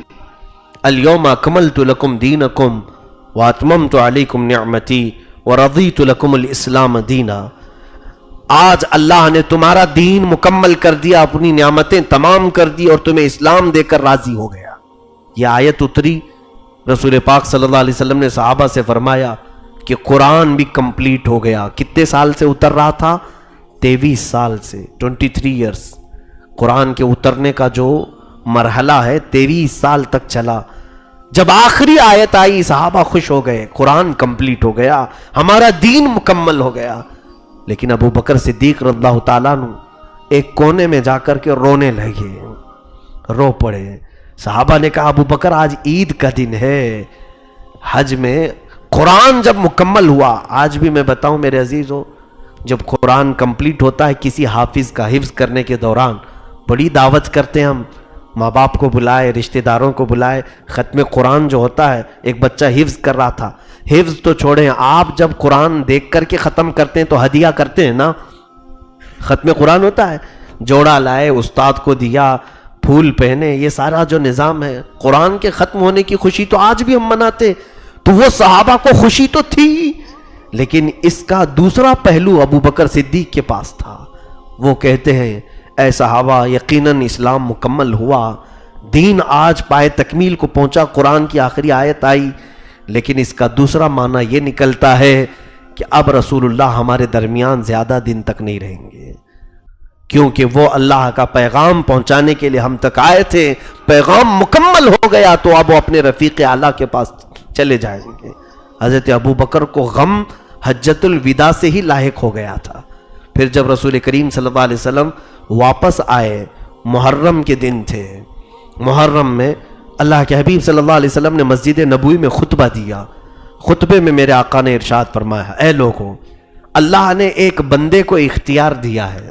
سنیے، خطبے میں میرے آقا نے فرمایا اللہ نے ایک بندے کو اختیار دیا ہے کہ وہ بندہ چاہے تو دنیا لے لے، چاہے تو اللہ کے پاس جو ہے وہ لے لے. اے لوگوں، اس بندے نے دنیا کو چھوڑ دیا اور اللہ کے پاس جو ہے اس کو اختیار کر لیا. حضرت ابو بکر پھر رو پڑے، آپ کی آنکھوں سے آنسو آ گئے. صحابہ نے کہا کہ ابو بکر اس کا معنی ہم نہیں سمجھ سکے، کیا مطلب ہے؟ حضرت ابو بکر کہتے ہیں اے لوگوں، رسول پاک صلی اللہ علیہ وسلم جس بندے کا ذکر فرما رہے ہیں وہ کوئی اور نہیں، وہ خود رسول اللہ ہے. خود رسول اللہ ہے کہ اللہ نے انہیں خود اختیار دیا کہ آپ چاہیں تو پوری دنیا لے لیں یا چاہے تو اللہ کے پاس آ جائیں. حضور دنیا کبھی نہیں لیں گے، انہوں نے چھوڑ دیا اور اپنے رب کے پاس جانے کو پسند کر لیا. اے صحابہ، دیکھنا اب اللہ کے رسول ہم سے روپوش ہو جائیں گے، ہم سے دور چلے جائیں گے. حضرت ابو بکر صدیق رضی اللہ تعالیٰ عنہ کو یہ رسول کریم صلی اللہ تعالیٰ علیہ وسلم کی احادیث کی حقیقت تک پہنچ جاتے تھے، یعنی مقاصد حدیث تک پہنچتے تھے حضور کے. اب اس کے بعد وہ دن بھی آئے جب رسول کریم صلی اللہ تعالیٰ علیہ وسلم کی رحلت ہوئی مدینے میں. وہ کیسا سما رہا ہوگا، اندازہ کر سکتے ہیں کہ سب کو پتا ہے کہ ابو بکر کا عشق کیسا تھا، محبت کیسی تھی میرے آقا صلی اللہ علیہ وسلم کے ساتھ. وہ پوری دنیا میں اگر سب سے زیادہ کوئی چیز پسند کرتے تھے تو ان کا ایک ہی کہنا، حضرت ابو بکر کی زبان سے یہ نکلے ہوئے الفاظ میں کہہ رہا ہوں، آپ سے پوچھا گیا دنیا میں سب سے پسندیدہ چیز آپ کی کیا ہے؟ کہتے ہیں النظرۃ الی وجہ رسول اللہ، رسول اللہ کے چہرے کو دیکھنا مجھے دنیا میں سب سے زیادہ پسند ہے. اس ابو بکر صدیق پر کیا گزرے گا جب رسول کریم صلی اللہ علیہ وسلم کی اس دار فانی سے کوچ کرنے کا وقت آئے گا. اللہ کے حبیب صلی اللہ تعالیٰ علیہ وسلم آخری ایام میں جب علالت کے شکار تھے، علالت میں تھے، اللہ کے حبیب صلی اللہ تعالیٰ علیہ وسلم اپنے حجرے سے باہر نہیں آ رہے تھے. سخت شدت کی تکلیف تھی، بخار زیادہ تھا. حضور اکرم صلی اللہ تعالیٰ علیہ وسلم اپنے حجرے سے باہر نکلتے اور فرماتے کہ اے لوگوں، ابو بکر کو امامت کے لیے آگے بڑھاؤ. حضور نے اپنی زندگی میں حضرت ابو بکر کو مصلی پر آگے بڑھایا، کہا ابو بکر تم لوگوں کی امامت کرو. اور اللہ کے حبیب صلی اللہ علیہ وسلم اپنے حجرے میں ہوتے. تقریباً 17 نمازیں حضور کی زندگی میں حضرت ابو بکر نے پڑھائی. یہ شرف کسی اور صحابی کو نہیں ملا. حضور صلی اللہ تعالیٰ علیہ وسلم کی حیات ظاہری میں مسجد نبوی میں رسول پاک صلی اللہ علیہ وسلم کے پاس حضرت ابو بکر نے امامت کی، اور ایک دن وہ بھی تھا جب اللہ کے حبیب صلی اللہ علیہ وسلم مغرب کی اذان ہو چکی ہے، حضرت بلال کہتے ہیں اقامت بھی ہو گئی تھی، اور ہم نے دیکھا کہ حضور نہیں آئے تو ابو بکر کو آگے بڑھا دیا۔ آپ مصلی پر آگے بڑھے کہ اچانک حضور کا حجرہ کھل گیا۔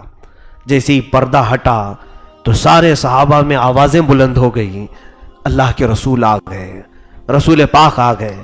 کئی دنوں کی بیماری علالت کے بعد رسول کریم صلی اللہ علیہ وسلم کو جب دیکھا تو صحابہ کہتے میرے آقا صلی اللہ علیہ وسلم دو صحابہ کے کندھوں پر ہاتھ دے کر چل رہے تھے، پیر زمین پر لگ نہیں پا رہے تھے، گھسٹتے ہوئے یعنی انگلیاں زمین پر چلی جا رہی تھیں، اور آگے بڑھتے ہوئے آئے تو لوگوں نے کہا ابو بکر پیچھے آ جاؤ، اللہ کے رسول آ گئے ہیں۔ رسول کریم صلی اللہ علیہ وسلم نے ہاتھ کے اشارے سے کہا نہیں، وہیں کھڑے رہو، اپنی نماز مکمل کرو۔ پھر اللہ کے حبیب صلی اللہ علیہ وسلم کو آگے بٹھایا گیا۔ رسول کریم صلی اللہ علیہ وسلم نے بیٹھ کر کے امامت کی، اور آپ کی آواز کو بلند آواز میں حضرت ابو بکر نے تکبیر کے ذریعے سے پہنچایا، مکبر بن کر کے۔ یہ مغرب کی نماز ادا ہوئی تھی، اس کے بعد پھر میرے آقا صلی اللہ علیہ وسلم باہر تشریف نہیں لائے، یہ آخری نماز تھی۔ اللہ کے حبیب صلی اللہ علیہ وسلم کو سب سے زیادہ عزیز کوئی چیز تھی تو وہ نماز تھی۔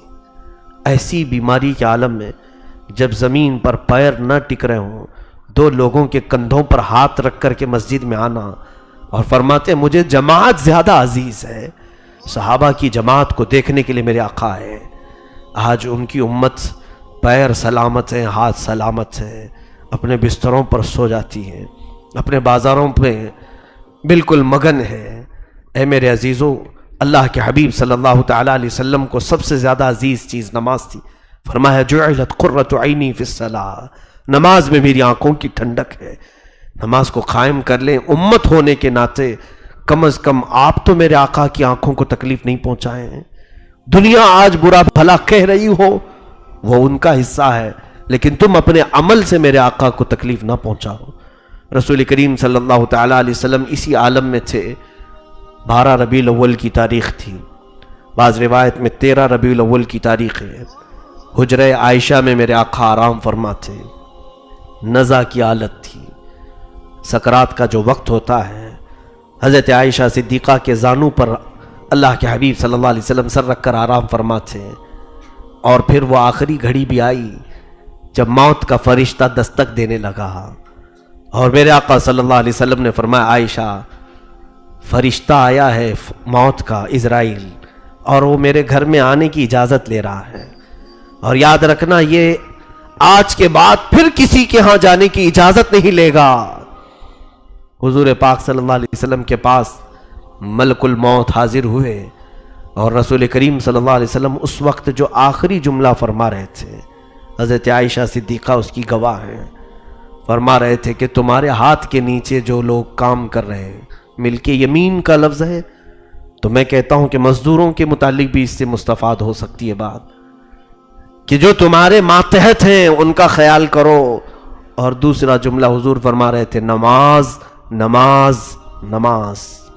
مسواک کو پانی میں ڈبو کر حضور چباتے اور تھوڑا پانی کبھی اپنے چہرے پر مارتے، اور پھر یوں کہتے یہ کیسی تکلیف ہے، یہ کیسی شدت ہے، اور پھر شدت تکلیف میں یہ بھی کہتے کیا یہ شدت تکلیف میری امت کو بھی دی جائے گی۔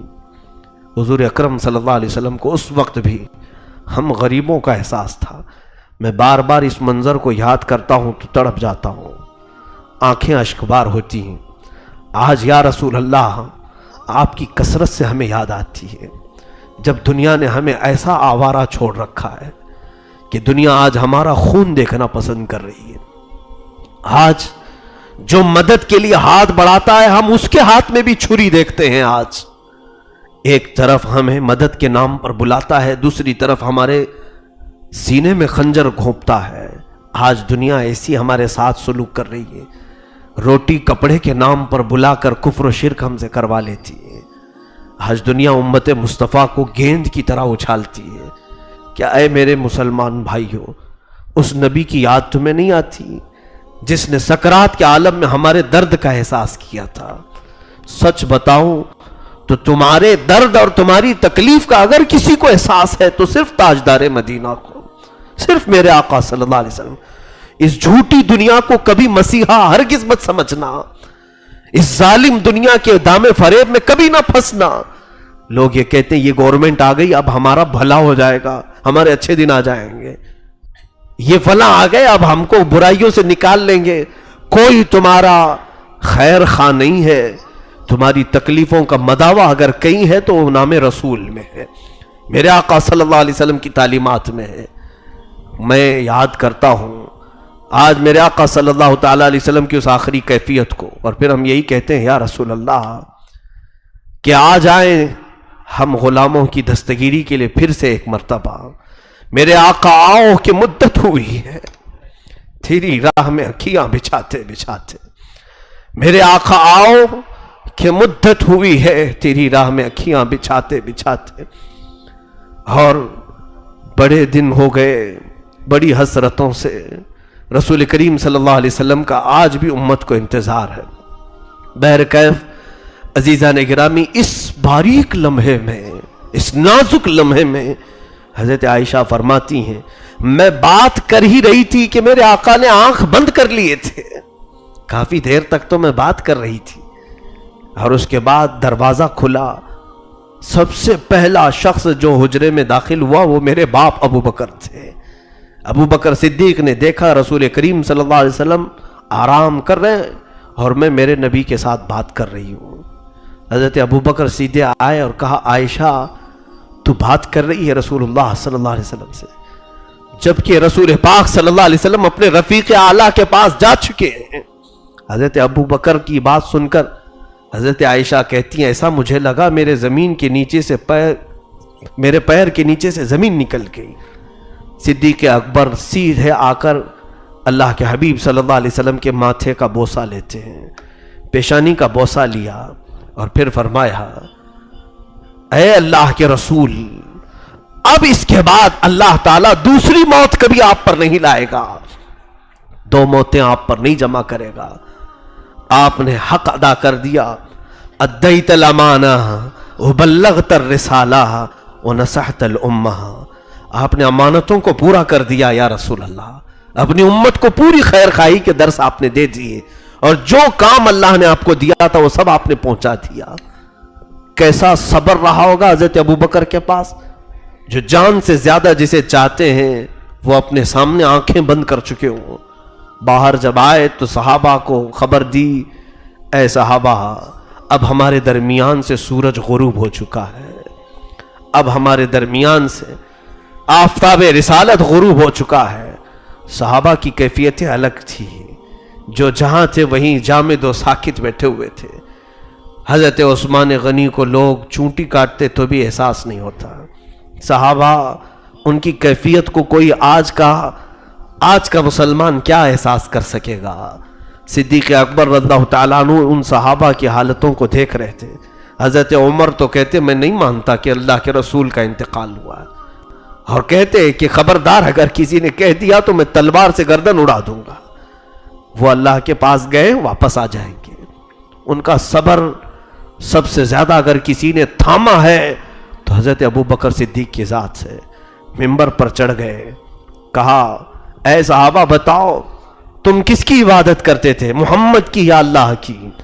سبوں نے کہا ہم اللہ کی عبادت کرتے تھے اور محمد صلی اللہ علیہ وسلم اللہ کے رسول ہیں، اور آیت پڑھی وما محمد الا رسول قد خلت من قبلہ الرسل، محمد اللہ کے رسول ہیں، ان سے پہلے بھی بہت سارے رسول آئے، تو جو رسول کے بعد الٹے قدم واپس پھرے گا وہ اللہ کا کچھ نہیں بگاڑ پائے گا۔ پھر حضرت ابو بکر خطبے میں کہتے ہیں اے صحابہ جو اللہ کی عبادت کرتے تھے وہ اللہ کل بھی تھا آج بھی اور ہمیشہ رہے گا، تم اٹھو محمد صلی اللہ علیہ وسلم کے اس مشن کو لے کر آگے بڑھو۔ تو یہاں اسلام کی اس نبض کو آگے بڑھایا ہے صدیق اکبر نے، اور سب صحابہ کو کھڑا کیا، پھر نماز ہوئی۔ 2 دن تک رسول کریم صلی اللہ تعالیٰ علیہ وسلم کی نماز جنازہ پڑھی جاتی رہی۔ پیر کو وصال ہوا تھا، بدھ کو دفن ہوا۔ صدیق اکبر رضی اللہ تعالیٰ عنہ اتنے غمگین تھے لیکن اظہار نہیں کیا۔ کیونکہ آپ اس وقت سب کے لیے آئیڈیل تھے، سب کے لیے نمونہ تھے۔ اللہ کے حبیب صلی اللہ تعالی علیہ وسلم کے وصال کے بعد اب خلافت کے جو معاملات آئے، مہاجری اور انصار دو جماعتیں تھیں۔ حضرت ابوبکر کا رول مجھے یہاں بتانا ہے۔ مہاجرین وہ جو رسول اللہ کے ساتھ ہجرت کر کے آئے مکہ سے، انصار وہ جو مدینے میں تھے۔ تو حضور صلی اللہ علیہ وسلم کی وفات کے چند دن کے بعد ہی انصار صحابہ کی میٹنگ ہوئی، اس میں بنی ثقیفہ ایک جگہ ہے، وہاں پر میٹنگ ہوئی۔ اس میں حضرت سعد ابن عبادہ رضی اللہ تعالیٰ بیمار تھے اور بڑے صحابی تھے، انہوں نے سارے انصار صحابہ کو جمع کیا اور انصار صحابہ کی فضیلت میں بیان کیا، اے صحابہ تم انصار ہو، تم دنیا کی وہ قوم ہو جس قوم میں رسول اللہ آنا پسند کیے، تم رسول اللہ کے حامی و ناصر رہے ہو، رسول کریم صلی اللہ تعالی علیہ وسلم کی خلافت کے سب سے زیادہ حقدار تم ہو۔ انصار کو انہوں نے تبلیغ کی اور تقریر کی اور کہا دیکھو جب رسول کریم صلی اللہ تعالی علیہ وسلم نے اسلام کی دعوت دی تو ان کے شہر والوں نے ان کو بڑی تکلیفیں پہنچائی، لیکن مدینے والوں نے حضور کو نہیں تکلیف پہنچائی، حضور جہاں کہتے تھے ہم جنگوں کے لیے نکل جاتے تھے۔ تو رسول پاک صلی اللہ تعالی علیہ وسلم کی حمایت کرنے والے انصار سب سے زیادہ ان کی خلافت کے حقدار ہیں۔ تو یہاں انصار کی الگ میٹنگ ہوئی۔ حضرت ابوبکر تو انصار میں نہیں مہاجرین میں ہے نا۔ انصار کی جب یہ میٹنگ ہوئی تو کسی ایک صحابی نے یہ بھی پوچھا انصاریوں سے، انصاری کا مطلب وہ آج کی برادری انصاری مت سمجھ لینا، انصار صحابہ کی ایک جماعت ہے جنہوں نے رسول اللہ کی حمایت کی تھی مدینے میں۔ تو اس ایک صحابی نے پوچھا کہ اگر مہاجرین ہماری بیعت سے انکار کر دیں، ہماری خلافت کو نہ مانیں تو کیا کیا جائے گا؟ تو پھر ایک صحابی نے کہا ایسا کیا جائے مہاجرین میں سے ایک امیر بنائیں، انصار میں سے ایک امیر بنائیں۔ میں آج پوری تاریخ آپ کو بتا رہا ہوں کیسے خلافت ہوئی۔ تو یہ مشورہ ہوا تو پھر سارے صحابہ نے کہا ایسا نہیں ہوگا کہ بیک وقت دو امیر ہو جائیں، فتنہ بڑھ جائے گا، فتنہ بہت بڑھ جائے گا۔ پھر جب یہ میٹنگ ہو رہی تھی حضرت عمر رضی اللہ تعالیٰ عنہ کو خبر ہوئی کہ انصار اپنے آپس میں میٹنگ کر رہے ہیں اور خلافت کے وہ اپنے آپ کو حقدار سمجھ رہے ہیں اور ان میں ہی کوئی خلیفہ ہونا چاہیے۔ تو حضرت عمر نے اس باریک مسئلے کو سلجھانے کے لیے حضرت ابو بکر حضرت ابو عبیدہ بن جراح کے ساتھ وہاں پر آ گئے۔ ابھی انصار کا فیصلہ نہیں ہوا تھا تو حضرت ابو بکر صدیق کھڑے ہوئے، کہا کہ اے انصار تمہاری حمایت سر آنکھوں پر، تم نے جو رسول اللہ صلی اللہ علیہ وسلم کی نصرت و حمایت کی تم اس میں سب سے زیادہ افضل ہو۔ جب رسول اللہ کے شہر والوں نے ان کا ساتھ چھوڑا تو تم نے ان کی حمایت کی، حضور نے جو تبلیغ کی اس کو تم نے ایکسیپٹ کیا۔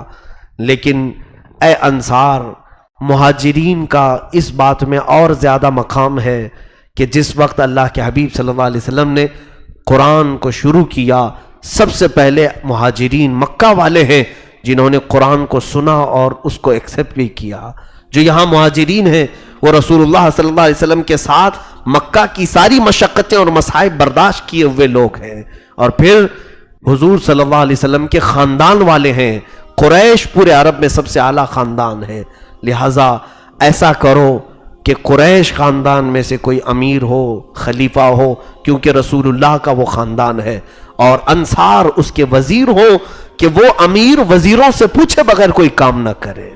حضرت ابو بکر صدیق نے جب یہ مشورہ دیا پھر کسی صحابی نے انصاری نے یہ کہا کہ دو امیر بنا لیے جائیں، ایک مہاجرین میں سے ایک انصار میں سے۔ حضرت عمر نے کہا ایک میان میں دو تلواریں نہیں آ سکتی، یہاں فتنہ ہو جائے گا۔ تو پھر رائے اس پر جمع ہوئی، اختلاف یہ بظاہر دیکھنے میں لگ رہا تھا لیکن وہ اپنے معاملات کو سلجھا رہے تھے۔ تبھی ایک صحابی حضرت بشیر رضی اللہ تعالیٰ عنہ وہ کھڑے ہوئے، انہوں نے کہا اے انصار ہم نے جو کچھ بھی رسول اللہ کے ساتھ کیا، ان کے ساتھ جہاد میں شریک ہوئے، ان کے ساتھیوں کو گھر دیا، مدینہ ان کے لیے کشادہ کیا، یہ سارے کام ہم نے خلافت اور کرسی کے لیے نہیں کیے، اللہ اس کے رسول کو راضی کرنے کے لیے۔ اس صحابی نے پورا رنگ بدل ڈالا۔ سارے صحابہ جو انصار تھے سبوں نے کہا یہ بالکل حق کہہ رہے ہیں، ہم نے جب رسول اللہ پر ایمان لائے تو ہمارے وہم و گمان میں بھی یہ نہیں تھا کہ حضور کے بعد ہم کرسی پر بیٹھیں گے، حضور کے بعد ہم خلافت کو لیں گے۔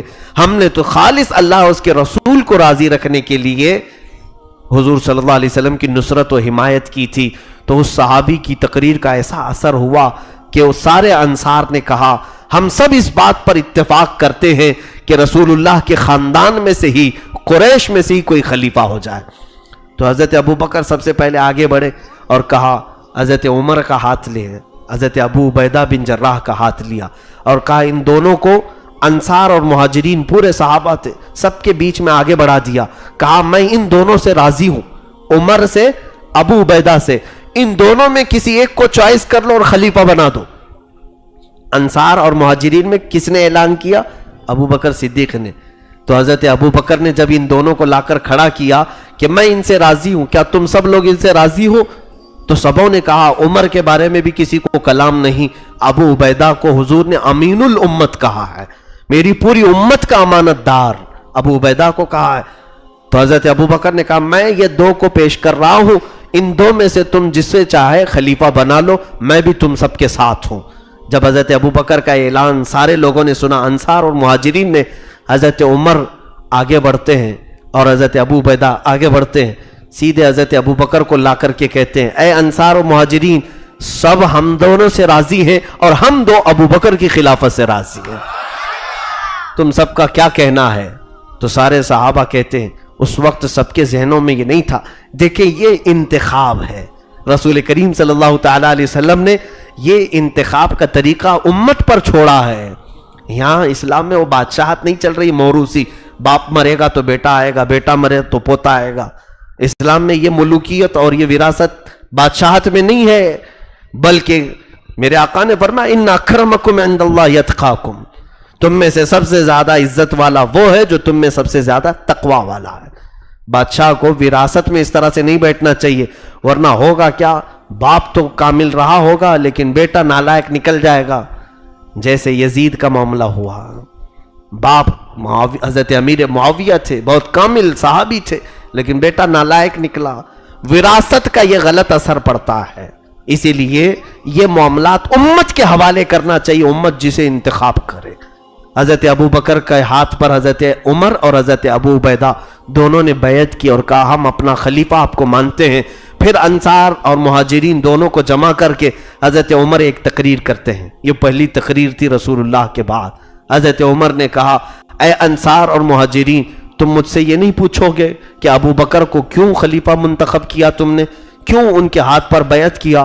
تو سنو، جس کو رسول اللہ نے اپنی زندگی میں مسلح امامت پر آگے بڑھایا ہے، ہم سب اس کو اپنی دنیا میں امامت کے لیے آگے کیوں نہ بڑھائیں؟ گویا کہ میرے آقا نے اشارتاً اپنی زندگی میں انہیں امام بنا کر کے یہ ہمیں پیغام دیا ہے کہ میرے بعد اگر تمہاری دنیا کی بھی کوئی امامت کر سکتا ہے تو ابو بکر ہے۔ تو سارے صحابہ حضرت ابو بکر کے ہاتھ پر بیعت کر لیے، چند صحابہ باقی رہ گئے تھے۔ کچھ نزاع ہے، کچھ چیزیں اعتراضات ہیں جو اس زمانے میں بہت پھیلیں گے، کیونکہ پہلے ہماری تقریریں ہوتی تھی موٹی موٹی باتیں بتا کر کے آپ کو رخصت کر دیں، ابھی سوشل میڈیا کا زمانہ ہے، کیونکہ سارے مناظرے واٹس ایپ فیس بک میں ہوتے ہیں اور پتہ نہیں کہاں کہاں کی بخاری بخارا سب لاتے ہیں، اس میں کوئی آتھینٹک ثبوت نہیں ہوتے، بول دیتے ہیں کہ بخاری میں، بخاری اصل بخاری میں تلاش کرے تو ہوتی بھی نہیں ہے۔ ایسی بہت ساری تشویش سنیوں کے دماغ میں ڈالے جانے کے ابھی موسم چل رہا ہے، اس لیے میں لگے ہاتھوں آپ کو کہوں گا، حضرت ابو بکر صدیق کے ہاتھ پر حضرت علی نے بیعت نہیں کیا۔ یہ شوشہ چھوڑتے ہیں لوگ، حضرت علی آپ نے بیعت نہیں کیا، حضرت زبیر اللہ تعالیٰ نے بیعت نہیں کیا، کچھ اور صحابہ تھے کیونکہ وہ موقع پر حاضر نہیں تھے۔ اور پھر حضرت زبیر بن عوام حضور صلی اللہ علیہ وسلم کے پھوپھی زاد بھائی ہیں، وہ بھی قریش میں سے، ان کا اپنا موقف تھا، ان کی رائے یہ تھی کہ حضرت علی کو خلیفہ بنایا جائے، ان کی اپنی رائے تھی، سارے صحابہ کی نہیں۔ حضرت علی رضی اللہ تعالیٰ عنہ، حضرت زبیر خلافت حضرت ابو بکر صدیق کی جب اعلان ہوا تو بیعت شروع میں نہیں کیے، بعضوں نے لکھا ہے کہ 40 دن گزر گئے، حضرت ابو بکر ان دونوں کو طلب کیے، ان سے پوچھا حضرت زبیر اور حضرت علی رضی اللہ تعالیٰ عنہ سے کہ آپ دونوں اگر حق سمجھتے ہوں اپنی خلافت کا تو یہ میری ذمہ داریاں لیں اور آپ اس کو نبھائیں۔ حضرت علی اور حضرت زبیر رضی اللہ تعالیٰ عنہ اسی وقت کہتے ہیں نہیں اے خلیفہ رسول اللہ، اے اللہ کے رسول کے خلیفہ، ہم آپ کو اپنا امیر اور اپنا امام تسلیم کرتے ہیں۔ انہوں نے بھی بیعت کی۔ یہ تاریخ کی سچائیاں بتاتی ہیں۔ چند دنوں کی تاخیر جو ہوئی اس کے وجوہات الگ ہو سکتے ہیں، وہ کسی اور موقع پر عرض کروں گا۔ اب یہاں جو کچھ چیزیں پیش کی جاتی ہیں، صدیق اکبر رضی اللہ تعالیٰ عنہ کی خلافت کا کل زمانہ 2 سال 3 مہینے تھا۔ کتنے؟ 2 سال 3 مہینے آپ خلیفہ رہے۔ حضرت ابو بکر صدیق رضی اللہ تعالیٰ عنہ جیسے ہی خلیفہ بنے ساری باغ ڈور آپ نے سنبھال لی، اور بیک وقت کئی محاذ پر آپ نے ایسا رویہ پیش کیا، اللہ اکبر۔ رسول کریم صلی اللہ علیہ وسلم کی وفات کے بعد کئی فتنے اٹھ گئے، کچھ لوگ مرتد ہو گئے، اسلام چھوڑ کر چلے گئے، یعنی وہ مرتدین، وہ ایک جماعت بن گئی۔ کچھ ایسے لوگ جو زکوٰۃ کا انکار کرنے لگے، مسلمان تھے، ساری چیزیں مانتے ہیں لیکن ہم زکوٰۃ نہیں دیں گے، زکوٰۃ ہم رسول اللہ کے پاس دیتے تھے، اب ان کے بعد نہیں دیں گے۔ ایک جماعت وہ تیار ہوئی۔ ایک جماعت جس کو حضرت اسامہ بن زید کی سپہ سالاری میں حضور نے اپنے حیات میں ہی بھیجا تھا۔ حضرت اسامہ بن زید یہ ایک بڑا لشکر لے کر کے جا رہے تھے ملک شام کی طرف، لیکن ابھی مدینے سے باہر ہی تھے کہ حضور کی وفات کی خبر آ گئی، تو وہ بیچ میں سے ہی لشکر واپس آ گیا تھا۔ تو حضرت ابو بکر صدیق نے اس لشکر کو بھی بھیجا۔ صحابہ کہہ رہے تھے اے ابو بکر، اس وقت کئی معاملات ہیں، دیکھیں ملک کو کئی حالات درپیش ہیں۔ ایک طرف اچھا، چوتھی مقام پر کچھ جھوٹے نبی پیدا ہو گئے تھے، اسود عنسی، مسیلمہ کذاب، یہ وہ لوگ ہیں جنہوں نے اپنی نبوت کا اعلان کر دیا، محمد کے بعد ہم نبی ہیں۔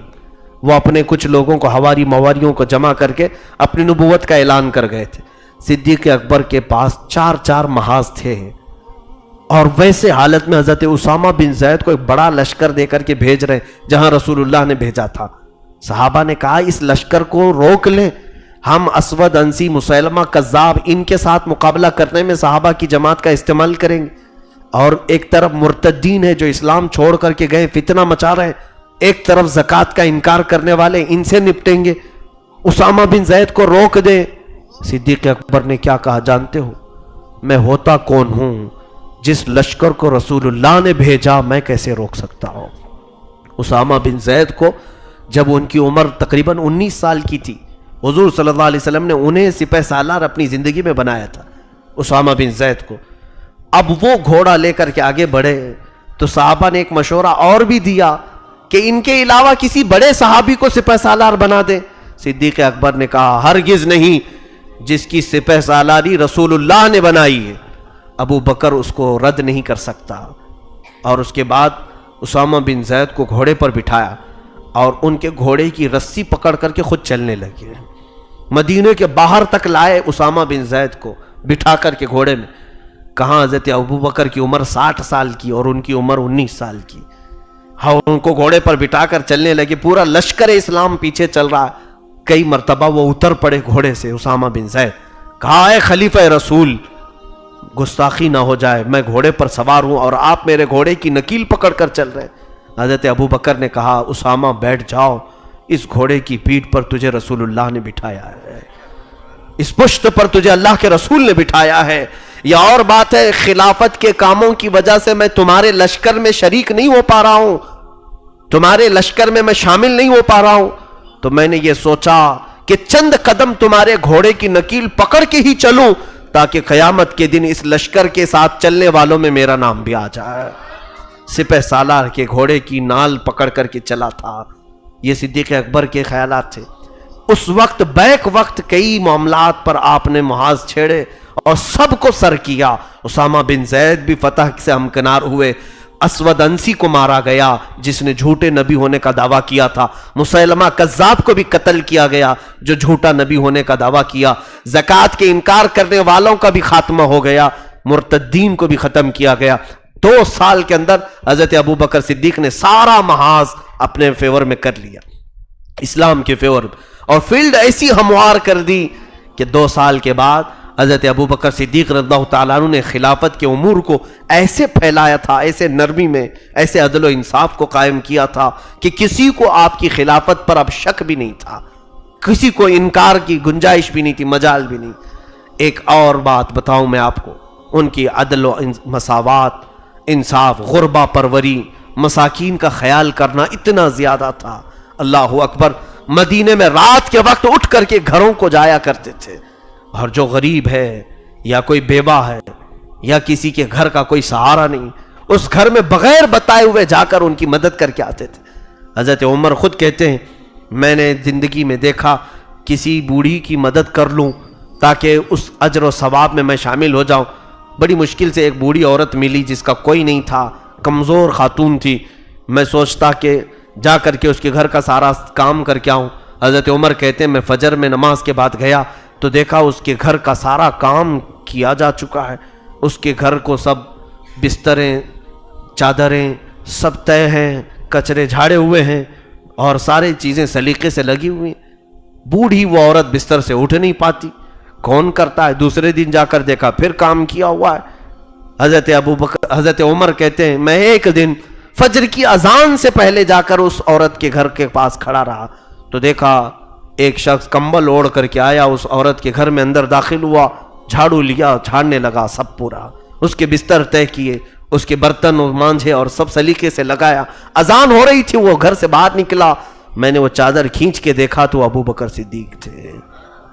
حضرت عمر کہتے ہیں قسم خدا کی ابو بکر کے عمل تک کوئی پہنچ نہیں سکتا، اسی لیے رسول کریم صلی اللہ علیہ وسلم نے فرمایا جنت کے 8 دروازے ہیں، نمازی ایک دروازے سے، روزے داروں کا ایک الگ دروازہ ہے، جس کی جو نیکی غالب ہے وہ اس دروازے سے جا رہا ہوگا۔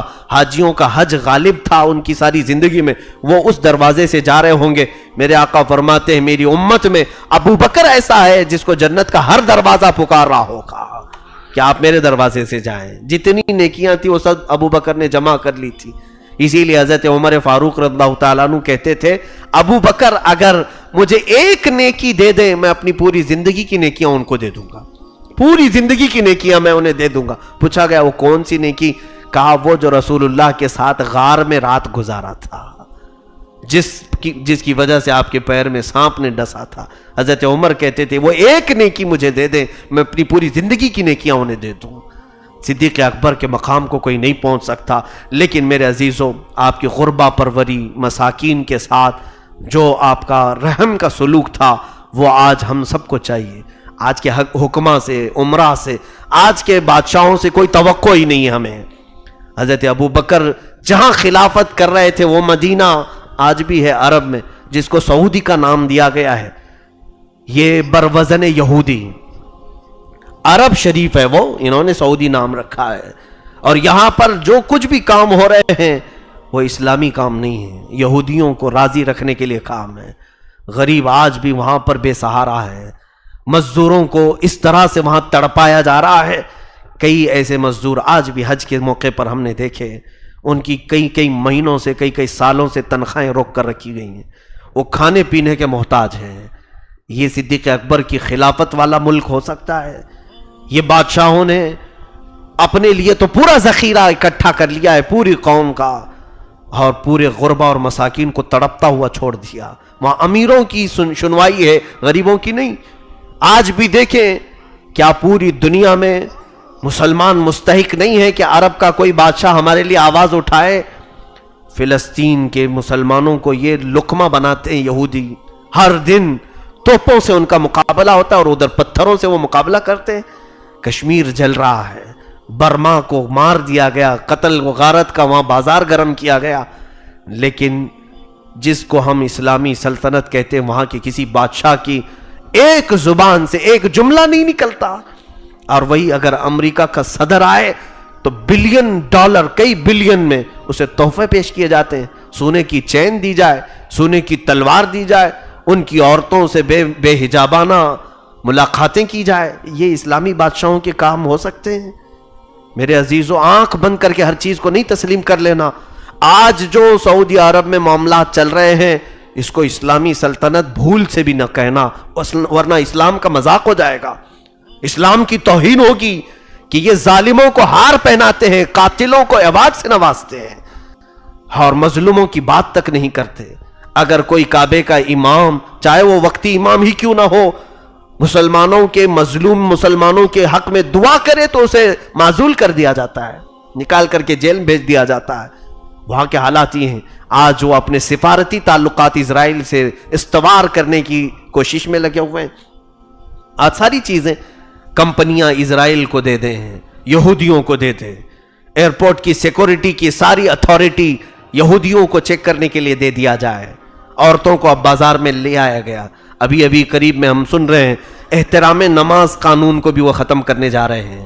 کیا ہے نہیں کیا واللہ عالم, لیکن ان کے منشور میں یہ بھی ہے کہ نمازوں کے اوقات وہاں پر دکان بند ہو جاتی تھی, کام کاج بند ہوتے تھے. اب لوگوں کا کہنا یہ ہے حکومت کا کہ یہ اتنے دیر بند ہونے سے سعودی معیشت کو بڑا نقصان تھا, اربوں ڈالر نقصان ہو رہا تھا. اب ہر کوئی بزنس کرے, نماز ہوتی رہے. تو اس ملک میں اب خیر کی کوئی گنجائش نہیں جو یمن کو اپنے توپوں سے مقابلہ کر رہا ہے. پڑوسی ملک یمن پورے کے پورے مسلمان ہیں وہاں پر, اور اس کے ساتھ لڑ رہا ہے. عراق میں اس نے بھیجا, شام میں اپنے بم گرائے. مسلمان ملکوں کے ساتھ دشمنی اتنی ہے, لیکن ایک بار بھول کر کے بھی اسرائیل کے خلاف نہیں بولتا کہ فلسطینیوں کو مار رہے ہو, قتل کر رہے ہو, کبھی نہیں بولتا. یہ تمام معاملات آج وہاں سے چل رہے ہیں. میرے عزیزوں, کمپیر ہرگز مت کرنا وہاں کے بادشاہوں کو. وہاں کے جھوٹے مولوی, لالچی مولوی, جن کو کتوں سے بھی زیادہ ذلیل زندگی ہے, میں سمجھتا ہوں وہ صرف ان کے ریال پر پلنے والے مولوی کہتے ہمارا بادشاہ ابو بکر کا عکس ہے, ہمارا بادشاہ عمر کا عکس ہے. یہ وہاں کے مولوی کہہ رہے ہیں. لعنت ہو ایسے مولویوں کے چہروں پر. کس کو تم کس سے ملا رہے ہو؟ صدیق اکبر کو آج جیسے یہ ظالموں سے جو عیاش ہیں اور زنا کے پجاری ہیں, ان لوگوں کو صدیق اکبر سے ملاتے ہو. شرم کرو, چاہے وہ یہاں کے ہوں کہ وہاں کے ہوں. سارے مولویوں سے میں کہتا ہوں صدیق اکبر تو وہ تھے. حضرت عمر کہتے ہیں میں نے لوگوں سے پوچھا کہ لوگوں صدیق ابو بکر کوئی ایسا کام کرتے ہوں جو میں نہیں کر رہا ہوں تو مجھے بتاؤ.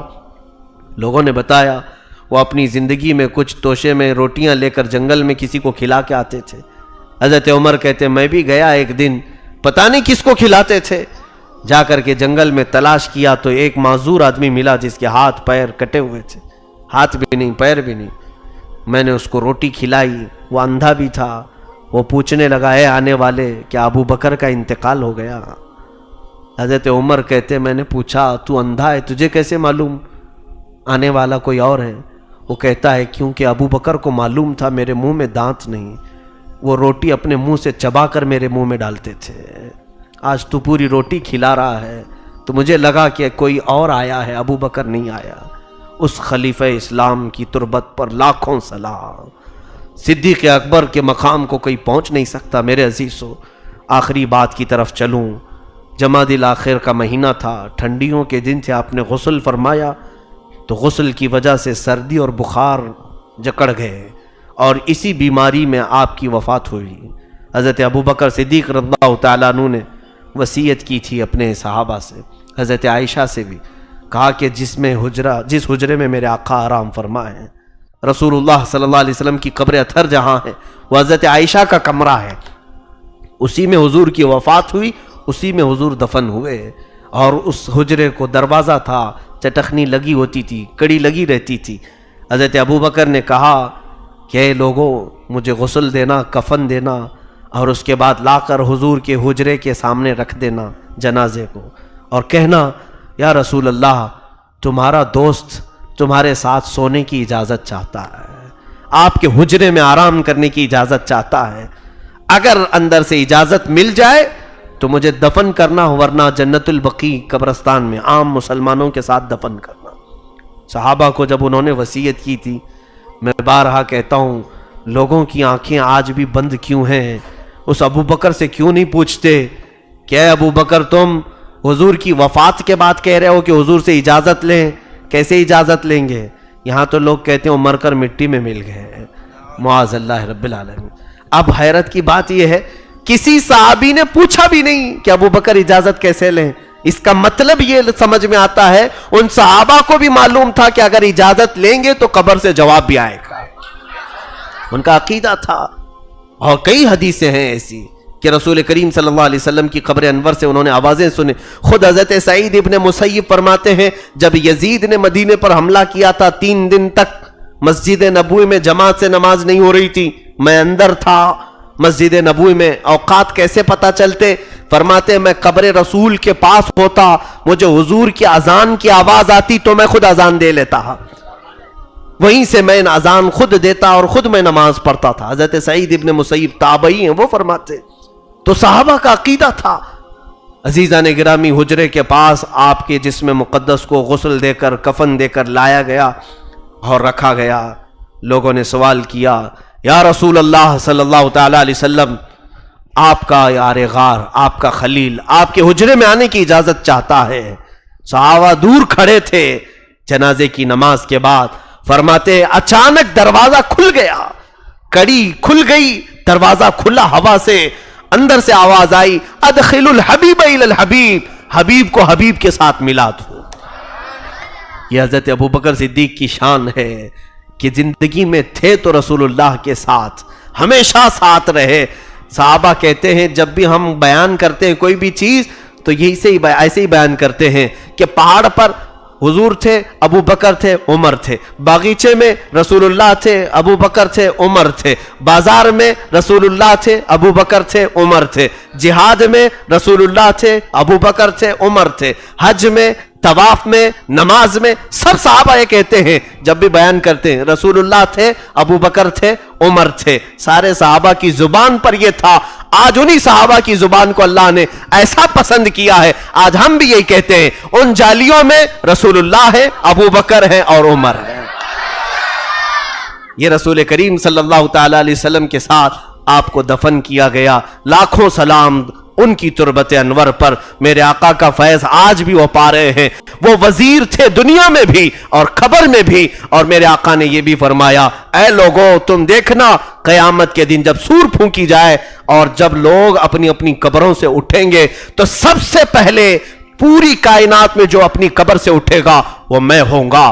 میرے آقا فرماتے ہیں اس کے بعد ابو بکر اٹھیں گے, پھر عمر اٹھیں گے. رسول پاک فرماتے ہیں میدان محشر میں میں اس حال میں آؤں گا کہ ایک ہاتھ میرا ابو بکر کے کندھے پر ہوگا, دوسرا ہاتھ عمر کے کندھے پر ہوگا. وہ بادشاہ یہاں پر بھی اسی طرح تھے, قبر میں بھی اسی طرح ہیں, اور حشر میں بھی تم جلوے دیکھو گے وہ شہنشاہ اپنے ان دونوں وزیروں کے بیچ میں جلوہ گر ہوں گے. فقط اتنا سبب ہے انعقاد بزم محشر کا, ان کی شان محبوبی دکھائی جانے والی ہے. مولا تعالیٰ صدیق اکبر کے تمام فیوز و برکات سے ہم سب کو مالا مال فرمائے.